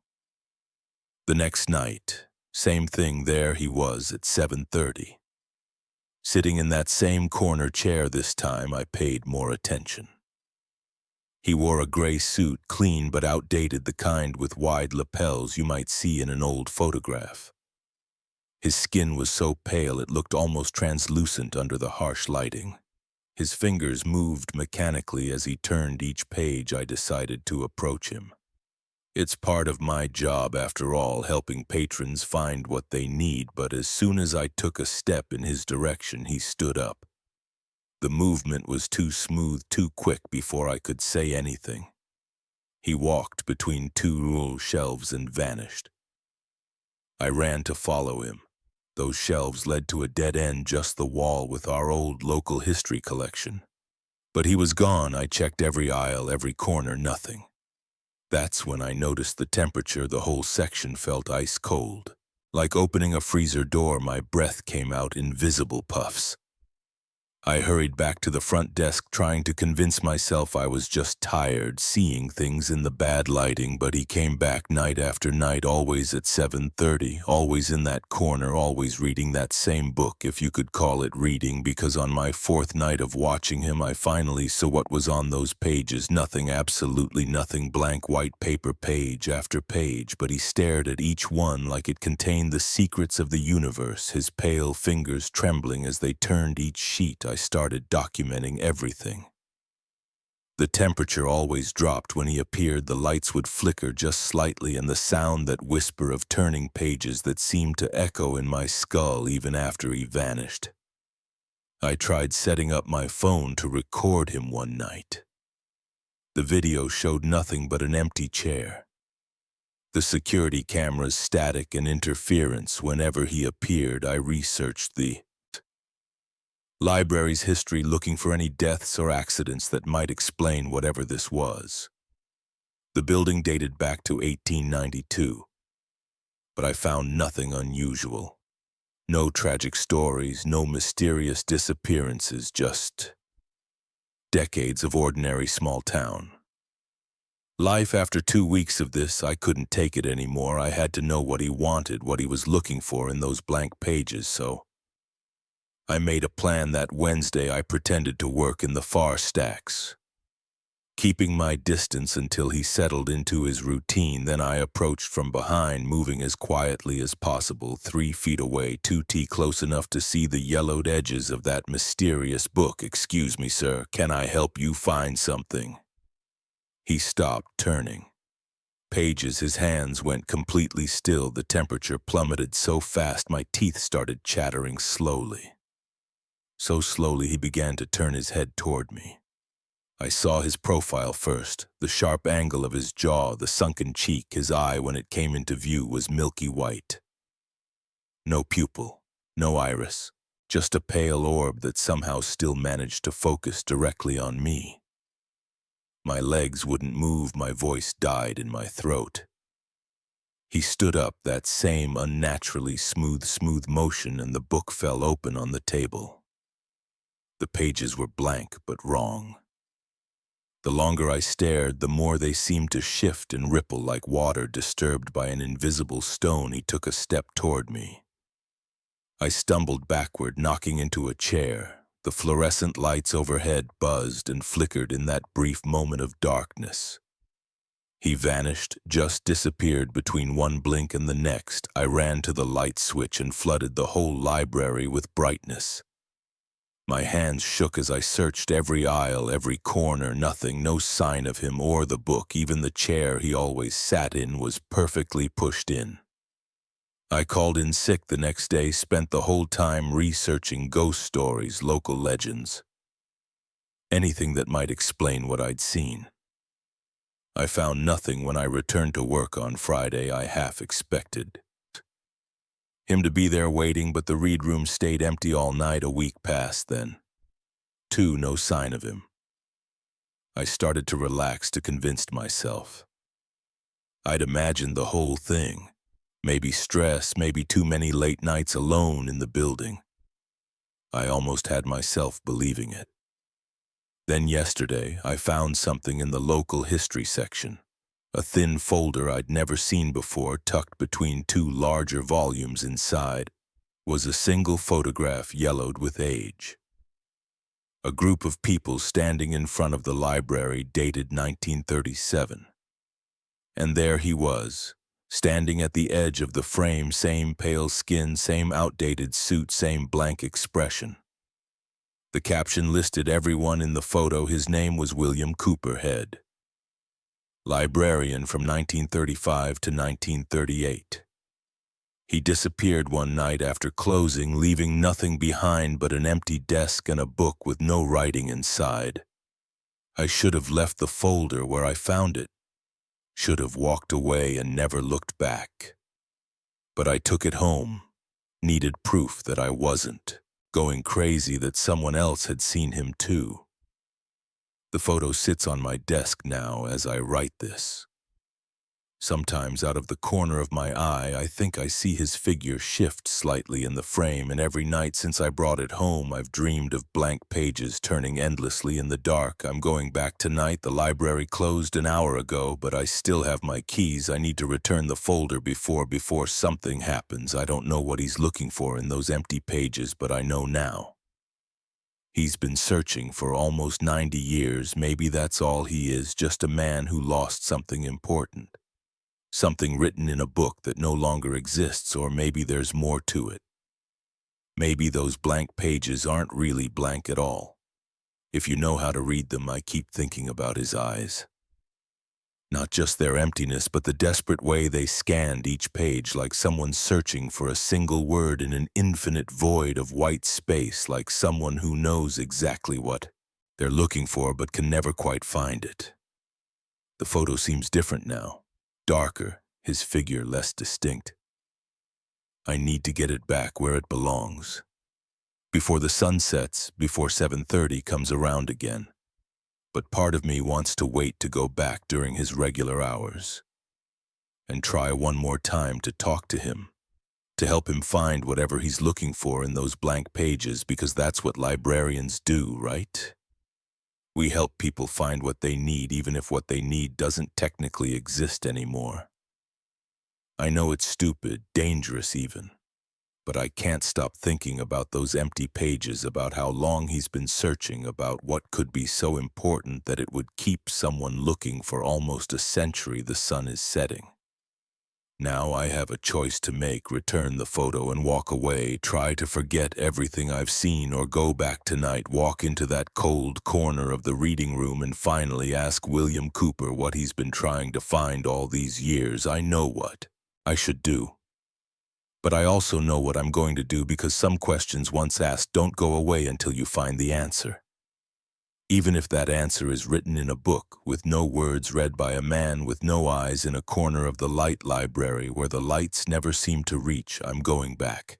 If you're reading this and I haven't updated it by tomorrow, well, check the reading room corner table around 7:30. Look for a man with pale skin and empty eyes turning blank pages in an endless search for something that may not exist anymore. Just don't get too close. Don't ask what he's reading, and whatever you do, don't look too long at those empty pages, because sometimes in the right light, at the right angle, they don't look quite so empty anymore. Sometimes just for a second you might catch a glimpse of what he's been searching for all these years.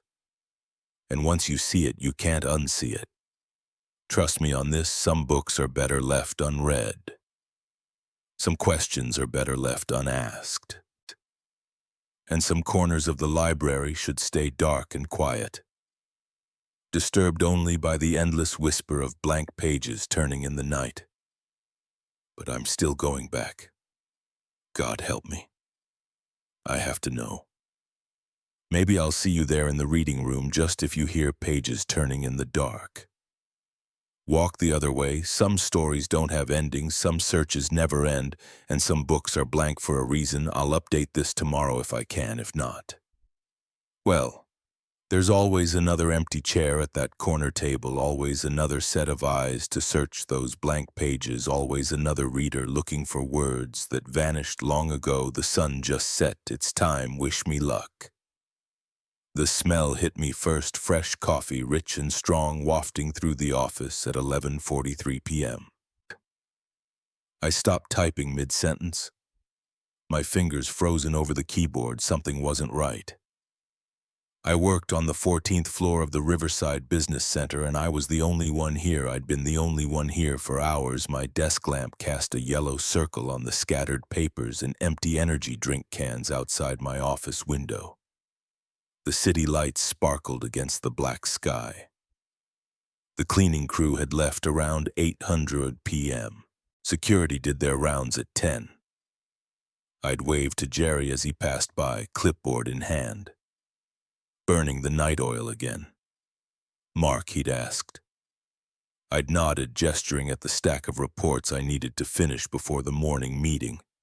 But now coffee, not the stale drugs from the break room pot that had been sitting there since afternoon.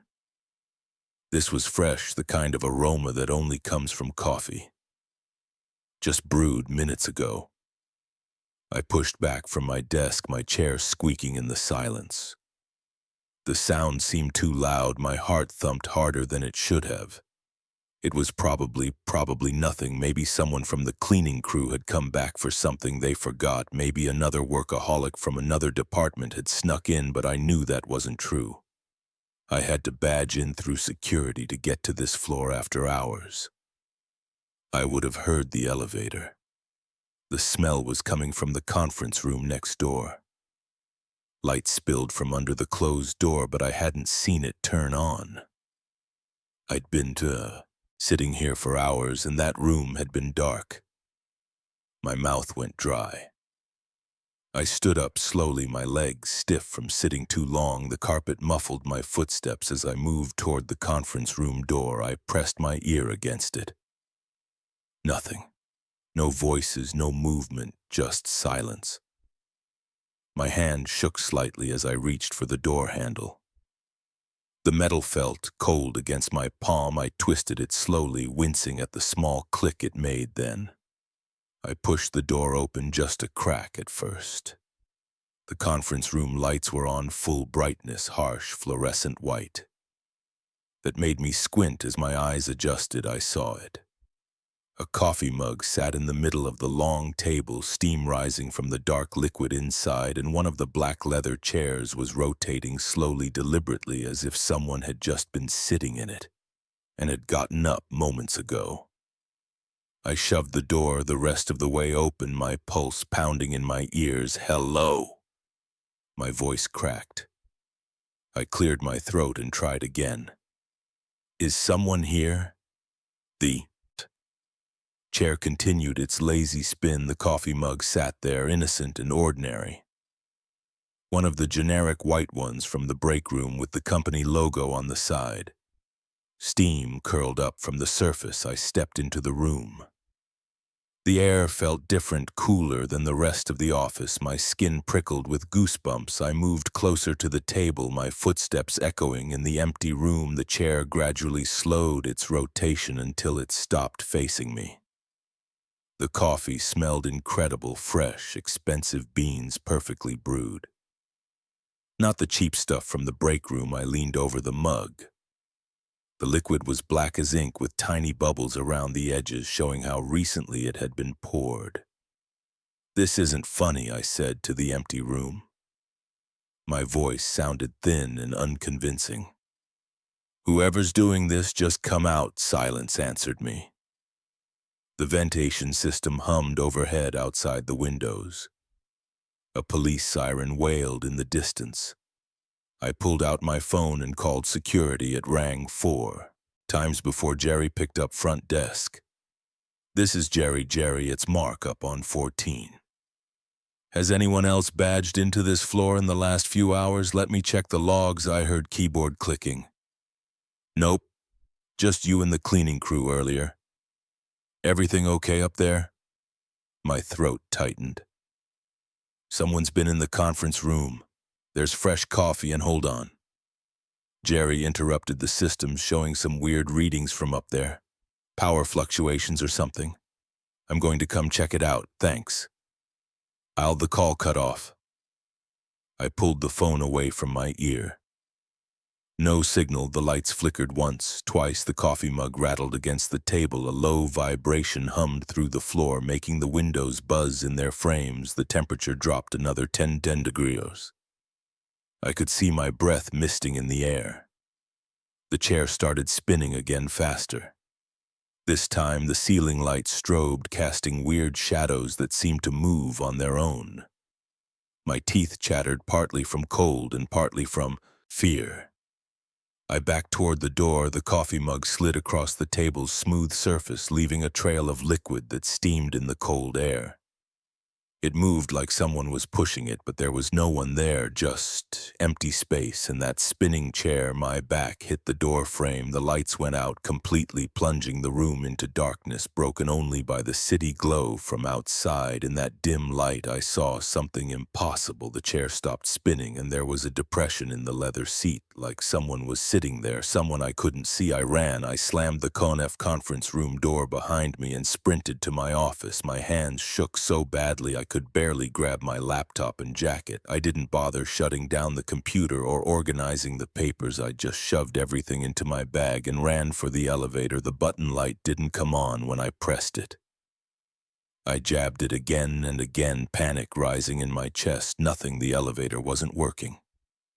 I turned to the emergency stairs, pushed through the heavy fire door, and took the steps 2 at a time, my dress shoes slapping against the concrete 14 floors down. My legs burned, my lungs ached. But I didn't slow down. I hit the lobby at full speed, almost crashing into Jerry as he came out of the security office. "Whoa, there." He caught my arm to steady me. "What's going on? The cameras on 14 are all showing static, and the elevators, we need to check the security footage." I gasped, still trying to catch my breath from the last hour. The conference room. Jerry nodded, looking concerned. We went into the security office, a small room lined with monitors showing feeds from around the building. He pulled up the footage from the 14th floor conference room at 11:40 p.m. The room was dark and empty at 11:41. The lights came on. There was no one visible in the frame at 11:42. One of the chairs moved on its own, spinning slowly at 11:43. A coffee mug appeared on the table, steam rising from it. "That's impossible," Jerry muttered, rewinding and playing it again. "Must be a glitch in the system," but we both knew it wasn't a glitch. We watched the footage 3 more times. Same thing, empty room lights, spinning, chair, coffee mug materializing out of nowhere. "I'm calling this in," Jerry said, reaching for his phone. We need to document this and get it investigated. Corporate's going to want the security office. Lights flickered, the monitors went dark, then lit up with static. That same low vibration from upstairs thrummed through the floor, and then impossibly the smell of fresh coffee filled the small room. Jerry and I looked at each other without a word. We both moved toward the door behind us. One of the office chairs squeaked as it began to spin. We left the building. I called a taxi and waited with Jerry until his relief showed up for the next shift. Neither of us mentioned what we'd seen. What do you say about something like that? I didn't go back to the office for 3 days. When I finally returned, everything was normal. The conference room was exactly as it always had been. No coffee mug, no spinning chair. The security footage from that night was corrupted, nothing but static, but sometimes working late. I catch a whiff of fresh coffee when I know the break room pot is empty. And sometimes out of the corner of my eye, I see one of the conference room chairs moving slightly as if someone has just gotten up. I don't work late anymore, and I switched to tea. That was 2 years ago. I still work in the same building, same office. Nothing like that has happened since. But I've noticed things, small things, the way certain chairs seem to stay slightly warm even when no one's been sitting in them. The coffee maker in the break room, turning on by itself sometimes, footsteps and empty hallways. The cleaning crew refuses to work on the 14th floor after dark. Now 3 different people have quit after experiencing what they called strange things. Security does abbreviated rounds up here, just a quick walker instead of the thorough check they do on other floors. I've done research, lots of it. The building's history is mostly boring, standard corporate stuff, but there are gaps, missing records, unexplained resignations, and stories whispered by longtime employees about people working. Impossible hours, about dedication to the job that went beyond normal human limits. I've started talking to other late workers, people who, like me, sometimes stay well past normal hours. They all have stories, a computer that types by itself, phones that ring with no one on the other end. The elevator stopping on the 14th floor when no one pressed the button last week.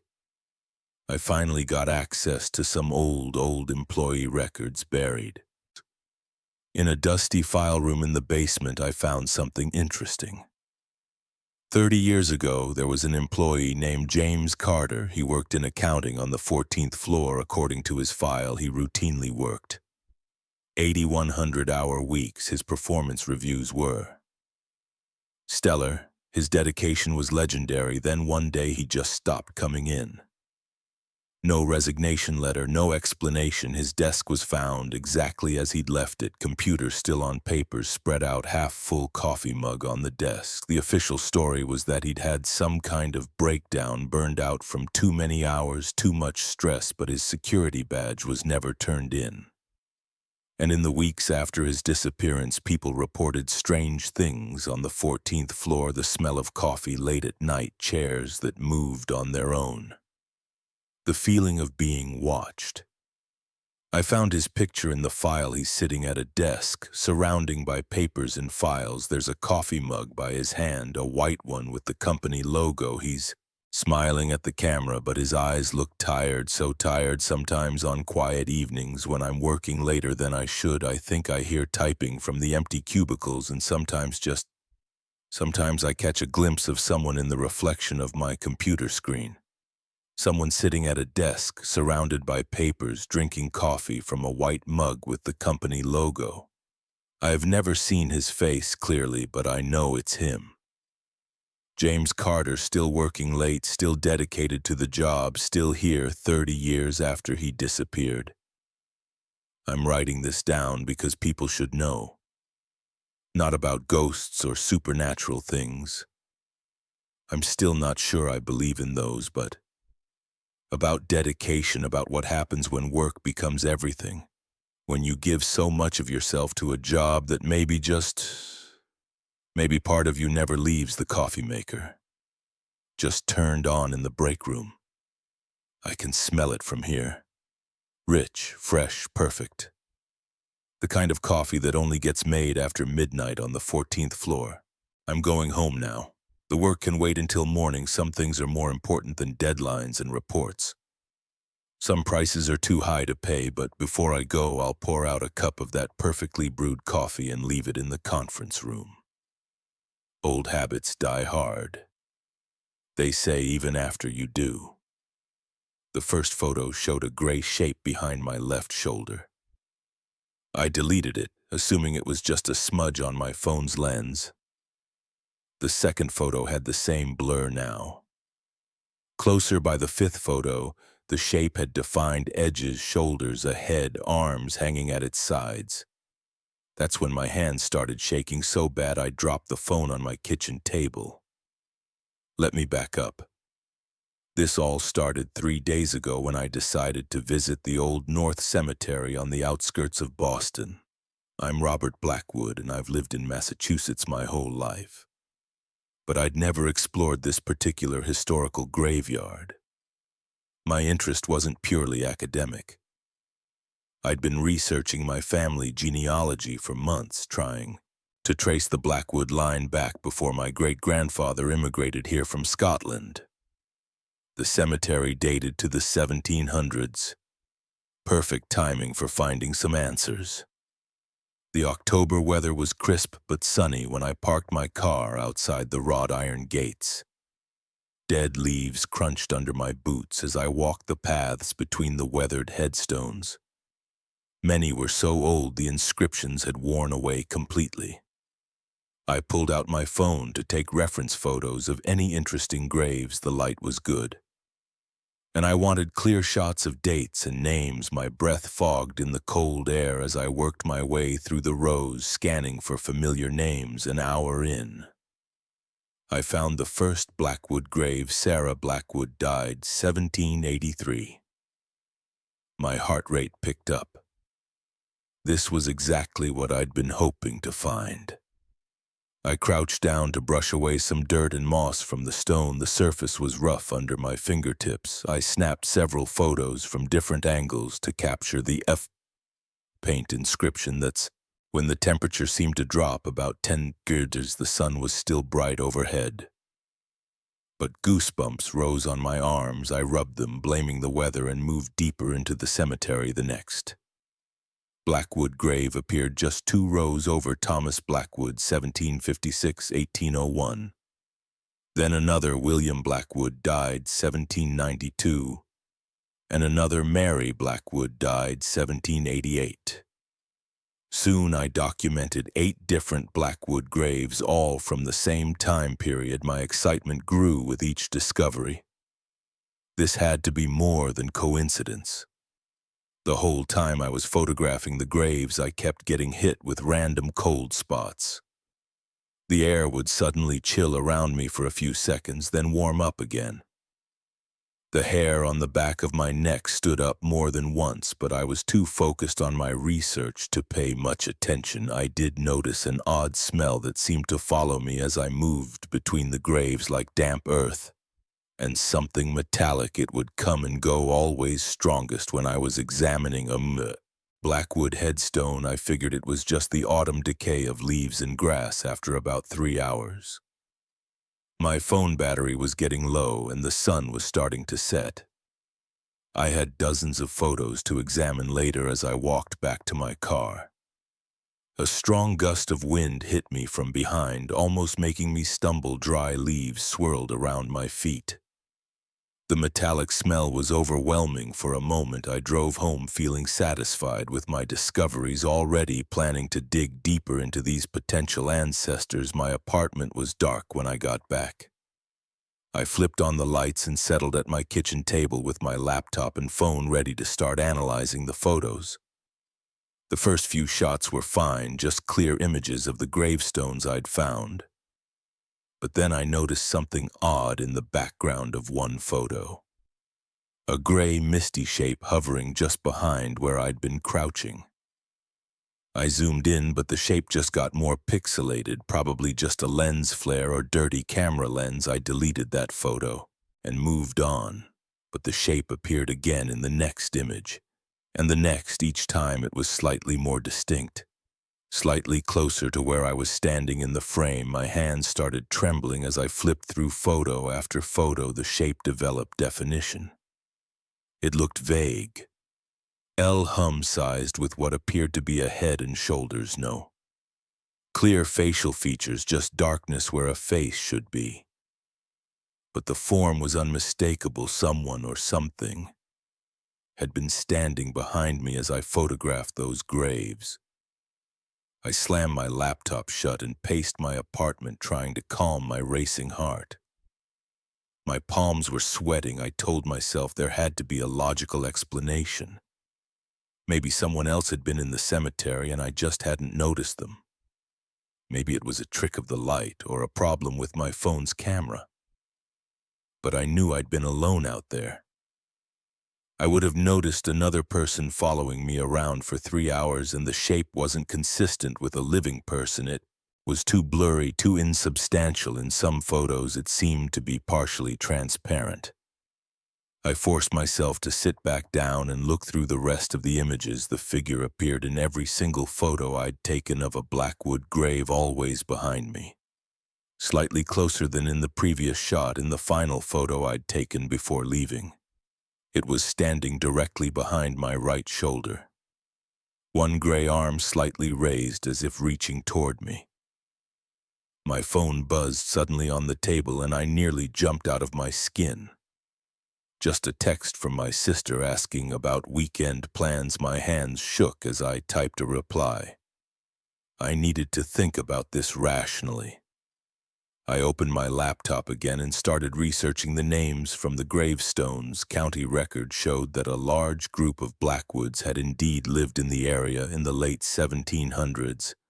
They'd come over from Scotland in 1755, settling in Massachusetts, but the records were spotty. I couldn't find death certificates or clear family connections. The smell of damp earth and metal filled my nostrils. Suddenly my apartment was warm, but goosebumps rose on my arms. The lights flickered once. Twice I sat perfectly still, barely breathing. Something moved in my peripheral vision, just a quick shadow passing by the kitchen doorway. I whipped my head around but saw nothing. My heart was pounding so hard I could feel it in my throat. I spent the rest of the night with every light in the apartment blazing, jumping at every little sound. Sleep was impossible around dawn.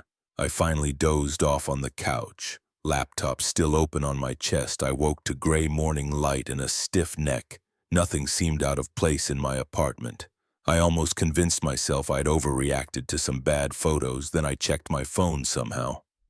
New photos had appeared in my camera roll, overnight photos I definitely hadn't taken. They showed my apartment, my kitchen, my bedroom, my living room, all dark and grainy as if shot in low light, and in every single one that same gray figure stood in the background watching. I deleted them all with shaking fingers, grabbed my jacket and keys, and practically ran out to my car. I needed coffee and time to think somewhere. That wasn't my apartment. The local cafe was crowded with morning commuters. The normally helped calm my nerves. I found a corner table and pulled out my phone again. Determined to figure out what was happening. The new photos were gone, but the cemetery ones remained. I studied them more carefully now. The figure seemed to be wearing old-fashioned clothes, what looked like a long coat or jacket. Its form was masculine in shape and tall, maybe 6 feet or more. Something about the pose was familiar. I scrolled back through the county records I'd found there. A faded daguerreotype from 1801. Thomas Blackwood, the same one whose grave I'd photographed, stood stiffly in a long coat, one arm slightly raised, the exact same pose as the figure in my final cemetery photo. My coffee went cold as I dug deeper into the wreck as the Blackwoods had been a prominent family in the area. but they'd fallen into hard times in the early 1800s. A series of failed businesses, suspicious accidents, unexplained deaths. The family line had dwindled until only a few scattered branches remained. My great-grandfather had been one of those branches. He'd changed the spelling of our name slightly when he immigrated, which is why I hadn't made the connection before, but there was no doubt I was descended from those original Massachusetts Blackwoods. The cafe had emptied out while I was researching. I looked up to find the barista giving me concerned glances. I'd been sitting there for hours, barely touching my drink time, to head home and face whatever was waiting for me. My apartment felt different when I walked in. Colder, somehow darker, despite the afternoon sun streaming through the windows. That earthy, metallic smell hung in the air. I did a quick walk-through, checking. All the rooms, everything looked normal. Then I saw my laptop screen. I knew I'd closed it before leaving, but now it was open. A document was pulled up, parish records from 1801. I definitely hadn't been looking at these earlier. The document detailed Thomas Blackwood's death and burial. He died suddenly at age 45, found in his study one morning. The cause was listed as natural causes, but a note from the examining doctor mentioned unusual circumstances. The body had been cold as expected, but showed no signs of rigor mortis, and dark soil had been found under his fingernails and embedded in his clothes, though he hadn't been outside in days. I slammed the laptop shut again. My hands were trembling so badly I could barely type as I searched for more information about Thomas Blackwood. News clippings from 1801 painted an interesting picture. He'd been researching his own family history in the weeks before his death, trying to trace the Blackwood line back to Scotland. The same thing I'd been doing. My phone buzzed, another text from my sister. She was worried because I hadn't answered her earlier message. I tried to type a response, but my fingers wouldn't cooperate. The smell of earth and metal was overwhelming now. The temperature in my apartment plunged, my breath fogged in front of my face. Something moved behind me. I could feel it. A present presence hovering just over my shoulder, slowly forcing myself to stay calm. I opened my phone's camera and switched to selfie mode. The screen showed my face, pale and frightened. And behind me, perfectly clear now, stood Thomas Blackwood. His clothes were dark with grave dirt. His face was gray and sunken, but his eyes were sharp and aware. One hand reached toward my shoulder. I dropped the phone and ran, grabbed my keys and bolted out the door, down the stairs, out to my car. I drove straight to my sister's house in the suburbs, hands white-knuckled on the steering wheel. The whole way, she took one look at my face and pulled me inside. I told her everything, showed her the photos. She believed me. "She's good like that," said. I could stay with her as long as I needed, but I knew it wouldn't help. Thomas Blackwood wasn't tied to my apartment. He was tied to me, to our shared blood. He'd followed me here. I could smell the grave dirt, feel the cold spots moving through my sister's warm house. I'm writing this all down now, so there's a record. I don't think Thomas means to harm me. I think he's trying to tell me something about our family, something he discovered in his own research 200 years ago. Something important enough that he's broken through death itself to pass it on tonight. I'm going back to that cemetery, back to his grave. He's been trying to lead me there all along. I realize that now, whatever secrets the Blackwood family holds, whatever Thomas discovered that was worth dying for, the answers are waiting for me there. I just hope I'm ready to learn them. My sister's trying to talk me out of it, says. It's crazy to go back there, especially at night. She's probably right, but the pull is too strong to resist now. Thomas is waiting by the door, patient but insistent. Time to go face my family history. Whatever it might be, I'll update this account when I can. If you're reading this and you've got family research of your own to do, maybe think twice before digging too deep into the past. Some things are buried for a reason. The smell of grave dirt is stronger now. Thomas is getting impatient. Time to go. The first time I heard the footsteps, I blamed it on new apartment jitters. Everyone knows that buildings make weird noises at night. But by the third night, I couldn't ignore them anymore. They were too regular, too deliberate, and always in the exact same spot above my bedroom. I had just moved into Unit 3B of the Oakwood Apartments, a red brick building from the 1960s on the edge of downtown. The rent was surprisingly affordable for the location, and the realtor had emphasized the vintage charm of the worn hardwood floors and dated kitchen cabinets. What sealed the deal was the bedroom, spacious with large windows facing east, perfect for my work-from-home setup. The footsteps always started around 11:30 p.m., not the random creaks of settling wood or the muffled thuds of neighbors going about their business. These were clear, measured steps back and forth in a precise pattern, 5 steps one way.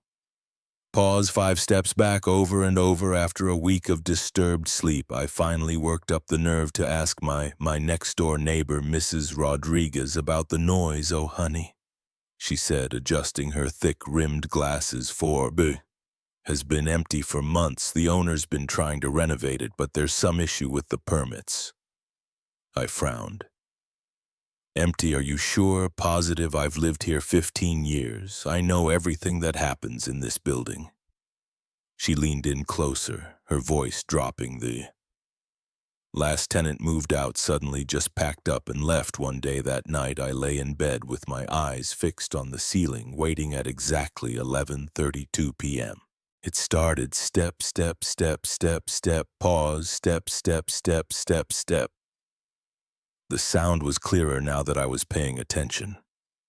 Heavy boots on hardwood floors. I grabbed my phone and recorded the noise, playing it back. The footsteps were perfectly audible. This wasn't my imagination. The next morning, I cornered the building superintendent Mike in the lobby. He was replacing a light bulb balanced precariously on a stepladder. "Hey, quick question about 4B, I said, trying to sound casual. "Any chance someone's been working up there at night?" Mike shook his head. "Climbing down? No way. Haven't touched that unit in weeks. Why?" I played him the recording. His face scrunched up in confusion. "That's weird," he said. "Want me to check it out?" We walked up to the 4th floor together. The hallway was darker than mine, with flickering fluorescent lights that needed replacing. 4B's door had a prominent "No Trespassing" sign and a heavy padlock. Mike unlocked it and we stepped inside. The apartment. It was completely gutted, bare concrete floors, exposed wiring hanging from the ceiling, half-demolished walls, a thick layer of dust. "Covered everything, see?" Mike said, gesturing around.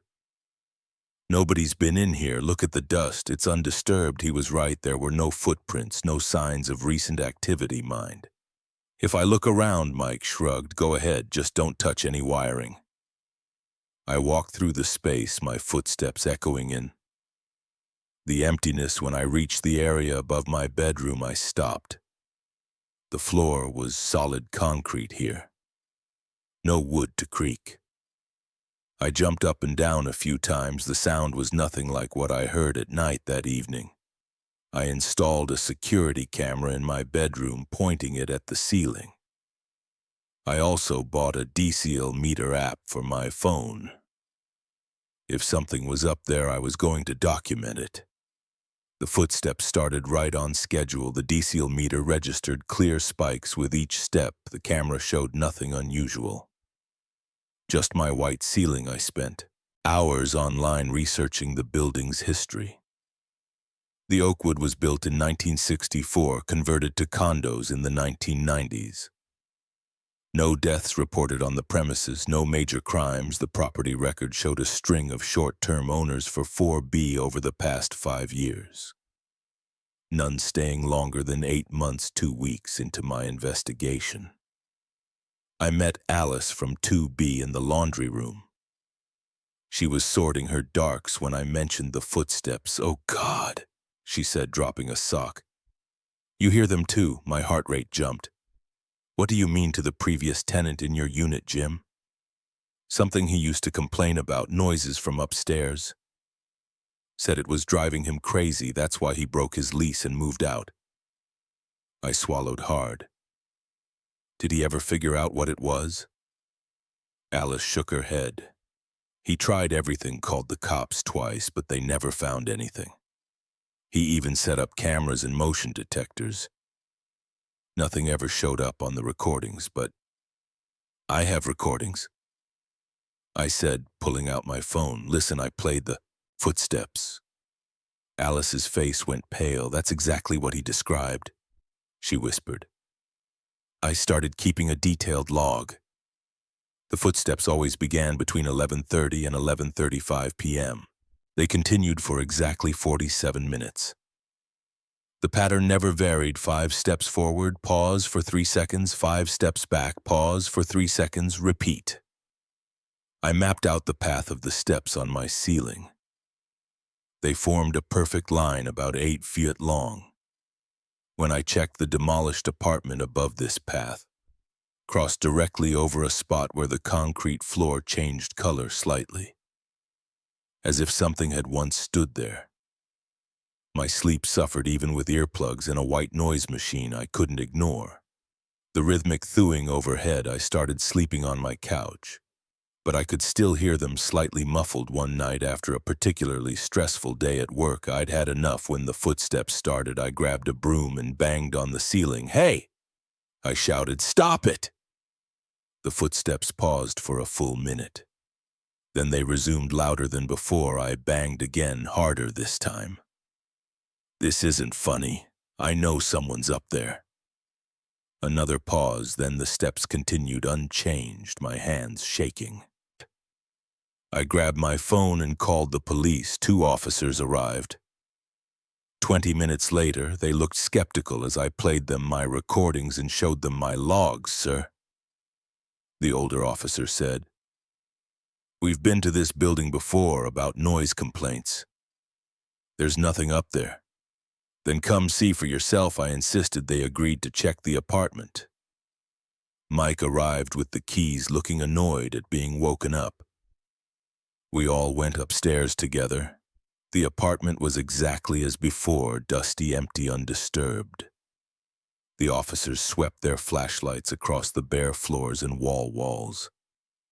"No signs of entry," the younger officer reported. "Windows are sealed shut, no footprints in the dust," and yet, as we stood there, I could still hear the footsteps through the floor, clear as day. The officers exchanged glances. One of them wrote down a non-emergency number and suggested I call if the disturbance continued after they left. I sat in my living room, wide awake, listening to the steady rhythm overhead. I needed answers. The next day, I started interviewing everyone in the building.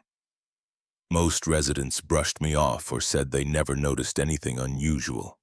But Mr. Chen from 5B mentioned something interesting.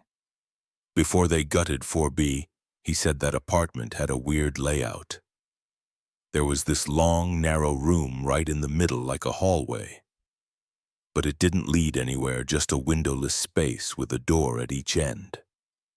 I dug deeper into the building records at the city archives. The original floor plans showed that 4B had indeed been different from the other units. The strange corridor Mr. Chen mentioned was marked as a storage area on the blueprints. I also found something else in 1965. Just a year after the building opened, there was a police report about a resident of 4B who had reported similar noises. The report was frustratingly vague, mentioning only unexplained disturbance and possible trespassing.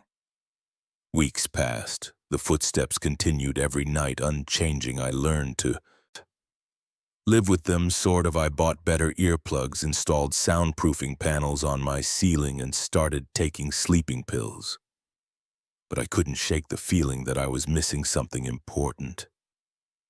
The precise timing, the exact repetition of the pattern, it felt almost mechanical. Then one day, while helping Mrs. Rodriguez carry her groceries, she mentioned that her husband had been the building superintendent in the 1960s. Oh, that was before all the renovations. She said the building was very different. Then they had this old pneumatic message system like they used to have in office buildings. Little tubes that would carry messages between floors. Where were the tubes? I asked, suddenly alert all over, but the main system ran through the center of the building. They sealed it all up when they converted to condos that night. I couldn't sleep. I kept thinking about the mysterious corridor in 4B right above my bedroom, about the discolored patch on the concrete floor, about the rhythmic mechanical nature of the footsteps. I contacted a friend who worked in historical building preservation. She explained that pneumatic tube systems often had mechanical pumps that would cycle at regular intervals, creating a distinctive pattern of sounds as the air pressure built and released the next day. I convinced Mike to let me examine the walls around my bedroom more closely. After an hour of careful inspection, I found it a small metal panel painted over so many times. It was barely visible when I pressed my ear against it. I could hear a faint whooshing sound, an old pump sealed behind the walls during renovations, still cycling every night. The sound traveled up through the remnants of the tube system, amplified by the empty space above, creating the illusion of footsteps. I hired an engineer to confirm my theory. He found the ancient pump mechanism still running on its original timer, moving back and forth on its track every night at 11:30. The building's electrical system had somehow kept it powered all these years. Mike had the pump removed the following week.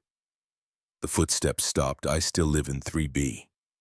Sometimes at night I catch myself listening for those familiar steps. The silence feels strange now, almost too quiet, but I sleep better knowing that the mystery above my bedroom wasn't something supernatural or sinister, just a forgotten piece of the building's history, marking time in its own steady rhythm.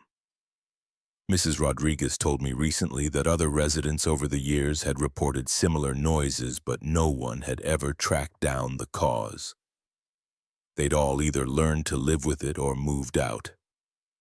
I kept all my recordings and logs. Sometimes I play them back just to remind myself that it was real. 5 steps forward, pause, 5 steps back. The ghost in the machine finally laid to rest. The buzzing wouldn't stop. Not the usual kind from fluorescent tubes, but a deep, persistent hum that seemed to come from inside. The walls themselves, I noticed it my first day at Hamilton and Associates law firm, standing in my new office on the 3rd floor of the Blackwood building. The source, a plain desk lamp in the corner, its light cutting through the darkness. Even though I hadn't touched the switch, I'm John Marshall. And after 15 years of grinding away at corporate law firms in Chicago, I'd finally landed a partner position at this smaller firm in Portland, Maine. The salary wasn't as impressive, but neither was the cost of living. Plus, I needed the change. Divorce has a way of making thinking you want to start fresh. The morning started normally enough. Sandra from HR showed me around, handed me the keys, and left me to settle in. The office was bigger than I expected. Corner unit, with windows on 2 sides and enough space for a meeting table besides my desk. Previous tenant had good taste in furniture too. Solid oak desk, leather chair, and that lamp, brass base with a green glass shade, classic. Lawyer office stuff. I tried the lamp switch. Nothing happened. The light stayed on, steady and bright. I checked underneath. No switch there either. Following the cord to the wall, I unplugged it. The light didn't even flicker. Weird, I muttered, plugging it back in. Must be some kind of backup battery system. Made a mental note to ask maintenance about it later. That first day passed in the usual new job chaos. Setting up my computer, meeting colleagues, reviewing case files. By the time I looked up, it was past 8 and the office had emptied out. The cleaning crew had already come and gone through my window. I could see other buildings going dark as businesses closed for the night. I gathered my things, ready to head home. That's when I heard it. A voice, soft but clear, coming from the corner where the lamp stood. And then the judge said. I froze. The voice was female, elderly. Maybe speaking as if in the middle of a conversation, I walked closer to the lamp and the voice got clearer. Objection sustained, of course. Thompson nearly fell out of his chair. My heart pounded. I'm not usually the jumpy type, but something about this wasn't right. The voice seemed to be coming directly from the lamp itself. Or maybe from the wall behind it. I reached for the base, planning to move it away from the wall. The moment my fingers touched the breast, the voice stopped. The metal felt warm. Warmer than it should have been from just a light bulb.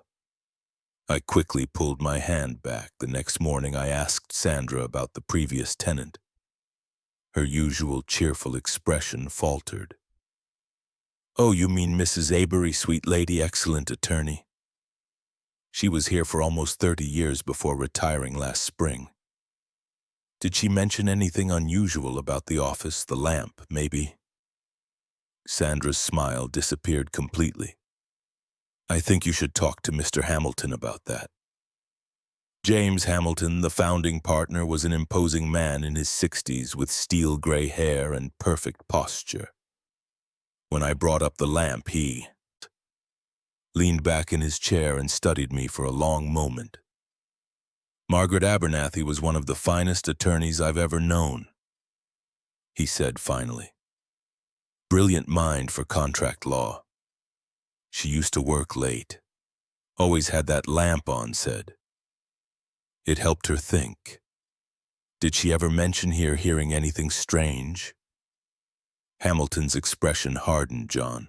Let me be direct, that office has some quirks. The previous 2 attorneys we tried to place there after Margaret left requested transfers within a week.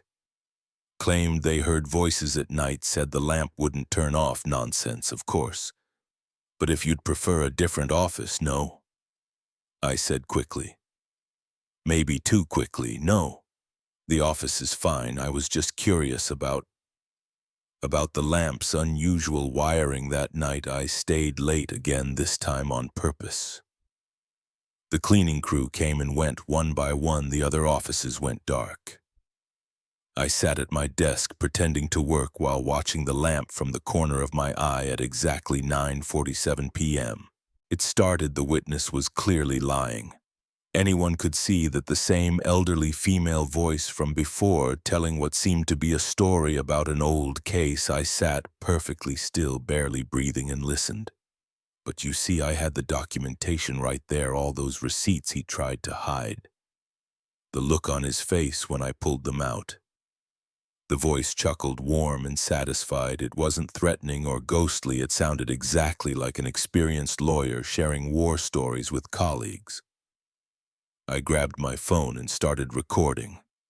The voice continued for exactly 17 minutes, describing in detail how she'd caught a witness in a lie during a corporate fraud case. When I played back the recording, there was nothing but static. Over the next few weeks, I developed a routine. I'd stay late, wait for the voice to start, and listen to the stories. They were always about cases, some fascinating, some mundane, but all told with the same warm enthusiasm. Sometimes there were other voices too, asking questions or laughing at the punchlines. I never heard them as clearly as the main voice, though. During the day, I did some digging. Margaret Abernathy had indeed been a legend in Portland legal circles, specialized in contract law. Never lost a major case. She'd retired to Florida 6 months ago. But the interesting part was why her doctor had diagnosed early-stage dementia. She'd wanted to step down while she could still handle her cases competently. The lamp stories continued every night, always starting at exactly 9:47. Sometimes they'd go on for hours. I started taking notes, writing down names and case details, most of them checked out in public records. The woman telling these stories definitely knew her stuff one night about 2 months in. Something changed. I was listening to a particularly interesting story about a contract dispute between fishing companies when suddenly the voice stopped mid-sentence. The lamp flickered the first time I'd ever seen it do that. "Hello," the voice said, different now. "Confused, is someone there?" My throat went dry until now. It had been like listening to recordings. This was different, yes, I said, my voice shaking slightly. "I'm here." Silence for a long moment. "Then you're in my office." "It's my office now." "Mrs. Abernathy, I'm John Marshall. I took over your cases." Another long pause. "Oh yes, of course. I retired, didn't I? Sometimes I forget." My hands were trembling. "Your stories, I've been listening to them. They're fascinating. The harem and fishing case." "Oh." She sounded delighted. "That was a tricky one. Did I tell you about the clause in Section 7 that changed everything?" "Not yet." "Well, then let me start from the beginning." And just like that, we started talking. Really talking. Not just me listening to old stories. We discussed cases, legal strategy, judges. We both knew. Her mind was sharp as ever when it came to the law. Even if she sometimes seemed confused about other things. This went on for months. Every night at 9:47. The lamp would come alive with Mrs. Abernathy's voice, and we'd talk shop. She was an incredible mentor, teaching me tricks about contract law that you'd never learn in law school. My case success rate soared. I never told anyone else about our conversations. How could I? But I did track down her address in Florida and send her a letter thanking her for her indirect mentorship and letting her know how her old cases were doing. Her daughter wrote back saying her mother was too ill to respond but had smiled when the letter was read to her. The next night, Mrs. Abernathy's voice was quieter than usual. "I got your letter," she said. "My daughter read it to me. I don't remember our conversations, John. The doctors say I'm losing more memory each day, but I'm glad I could help, even if I don't remember how you've helped more than you know." I told her the lamp, she said suddenly. "I bought it my first day here 40 years ago. Always helped me think when I started having trouble remembering things. I'd work late talking through old cases to keep them fresh in my mind." The lamp was always there, listening. After that night, the voices changed. They became less frequent, more fragmented. Sometimes Mrs. Avery would start a story only to trail off, confused. Other voices I'd heard in the background began to fade. 6 months later, I received another letter from her daughter. Mrs. Abernathy had been moved to a specialized care facility. She no longer recognized family members and rarely spoke. That night, I sat in my office watching the lamp. 9:47 came and went in silence. The lamp stayed on as always, but there were no more voices, no more stories. It's been 2 years now. The lamp still won't turn off, but it's just a lamp now. Sometimes when I'm working late, and I could swear I hear a faint whisper like someone trying to remember a story, but maybe that's just my imagination. I won't ever move the lamp. It stands in its corner, shining steadily, a testament to 40 years of legal brilliance. Sometimes new clients ask about it, wondering why I keep such an old lamp that I never turn off good light for thinking I tell them. And that's the thing about law. It's all about preserving things.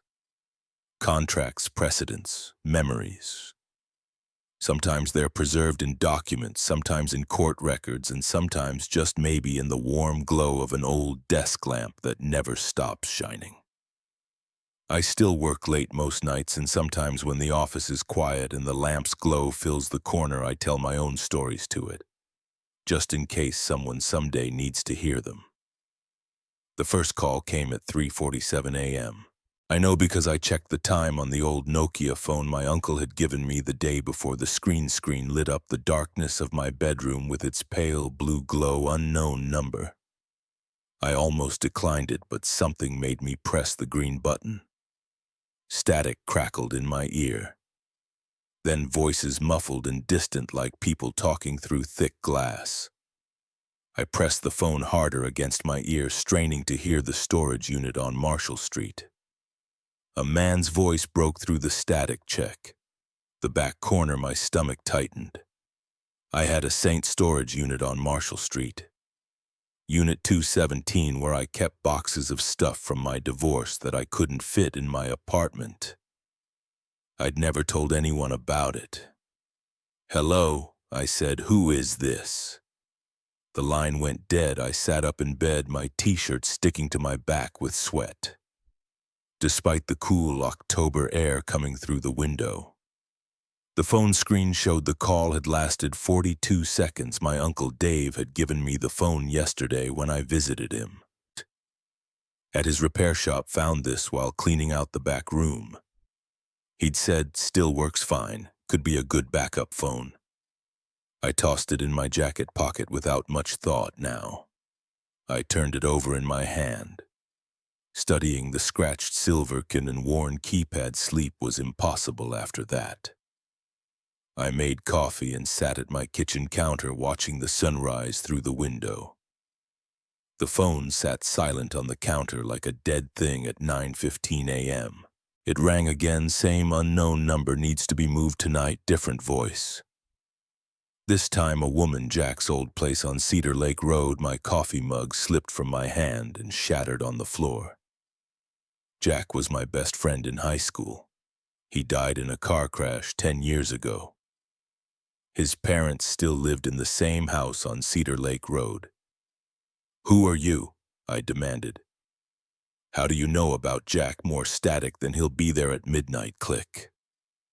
My hands shook as I cleaned up the spilled coffee. This had to be some kind of prank, but who would know about both my storage unit and Jack, and why? Use this old phone to contact me. I drove to my uncle's repair shop, weaving through morning traffic. The closed sign hung in the window. Dave always took Wednesdays off to go fishing back in my apartment. I paced. The phone stayed silent all day. I tried calling the unknown number back multiple times, but got only an automated message saying the number wasn't in service at 6:23 p.m. Another call, combination is 14278. A man's voice through the static. The same numbers as my gym locker. I'd never written them down anywhere. "Listen," I said, gripping the phone so hard. My knuckles turned white. "I don't know who you are or how you know these things about me. But you need to stop this right now." Everything in place, more voices in the background, overlapping, time running out. The call ended. I threw the phone across the room. It bounced off the wall and landed on the carpet undamaged at 11:30 p.m. I got in my car. I told myself I was crazy for doing this, but I had to know. The streets were almost empty as I drove to Marshall Street storage. The security gate was locked, but I had the code. Yellow lights cast. Long shadows between the rows of identical metal doors. Unit 2117 looked exactly as I'd left it.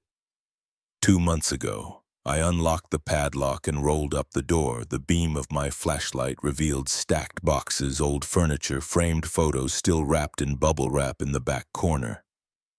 Partially hidden behind a bookshelf was a black duffel bag I'd never seen before. My hands trembled as I unzipped it. Inside was nothing but an old rotary phone, its cord coiled like a snake. The Nokia in my pocket rang, making me jump. "Unknown number, now you understand." The woman's voice was clearer now, almost familiar. "We've been trying to reach you." "Reach me about what?" My voice echoed in the storage unit. The signals crossed sometimes. Static crackled, different times, different places. "What does that mean?" "Who are you?" "Careful. Who you trust, then." The man's voice broke in there, watching the phones. The call ended. I stared at the rotary phone in the duffel bag. The metal felt cold under my fingers as I lifted it out. That's when I noticed the manufacturer's label on the bottom. The production date October 2nd, 2024. Tomorrow's date. My Nokia rang again this time. When I answered, there was no static, just a clear voice that sounded exactly like my own. Don't answer the next call. I drove to Cedar Lake Road with both phones on the passenger seat. The Nokia stayed silent. Jack's old house was dark except for a single window upstairs as I watched a shadow moved across the light. The rotary phone in the duffel bag started ringing, an actual physical ring that shouldn't have been possible without it being connected to anything. I let it ring. After 5 rings, it stopped. The light in Jack's house went out. The Nokia lit up with a TX message from the unknown number. Smart choice. I spent the rest of the night driving aimlessly around the city, afraid to go home. The phone stayed quiet as the sun rose. I pulled into a diner parking lot and tried to make sense of it all. The waitress brought me coffee. I didn't remember ordering. Rough night, she asked. I nodded, not trusting myself to speak those old phones, she said. Gesturing at the Nokia on the table, they pick up all sorts of strange signals, my grandmother used to say. They could catch calls from different times. I looked up sharply, but she was already walking away. The Nokia's screen lit up with a final message. Time to let go. I drove to the lake and threw both phones into the deep water. They disappeared without a splash. That was 3 months ago. I've moved to a new apartment, changed my phone number. But sometimes late at night I still hear phantom ringing, and when I check my call log, there's always one missed call from an unknown number lasting exactly 0 seconds. I never answer unknown calls anymore. Some signals are better left uncrossed. Some voices should stay unheard, and sometimes the only way to escape the past or the future is to cut the line completely. But I can't stop wondering about those voices, those fragments of conversations that seemed to know everything about me. Were they warnings, threats, messages from another timeline trying to break through? I keep thinking about what the woman's voice said about signals, crossing between different times and places, about the rotary phone. With tomorrow's date, about my own voice telling me not to answer last week. I saw my Uncle Dave at a family dinner. He asked what happened to that old Nokia he gave me. Lost it. I said. He gave me an odd look. What Nokia? The one you found in your shop, the backup phone. You gave me 3 months ago. Never gave you any phone, he said. Haven't cleaned out the shop in years. I went home and checked my calendar. October 2nd, 2024, the date on the rotary phone was circled in red ink. I don't remember marking it. The circle is getting bigger every day. Sometimes I wake up at 3:47 a.m. Exactly when that first call came. My apartment is silent, but I can feel something listening, waiting. The air hums with unspoken words and crossed signals. I've started writing everything down, times, dates, names, places, everything. The voice has mentioned there are patterns. I can almost see connections just beyond my grasp. The storage unit, Jack's house, my gym locker combination. How did they know? Yesterday, I found an old phone bill from 3 months ago. The unknown number appears in my call log, but when I try to read it, the digits seem to shift and blur each time I look. They're different. I bought a new phone last week, latest model, all the security features, but sometimes the screen flickers just for a second and shows that pale blue Nokia interface. When that happens, I can hear static building in the background like a wave about to break. I've stopped keeping phones in my bedroom. They migrate there anyway. No matter where I leave them, every morning I find them on my nightstand, arranged in a perfect circle. The wait from the diner works there every morning except Wednesdays. I've gone back a few times, tried to ask her about what she said regarding her grandmother and phones catching signals from different times.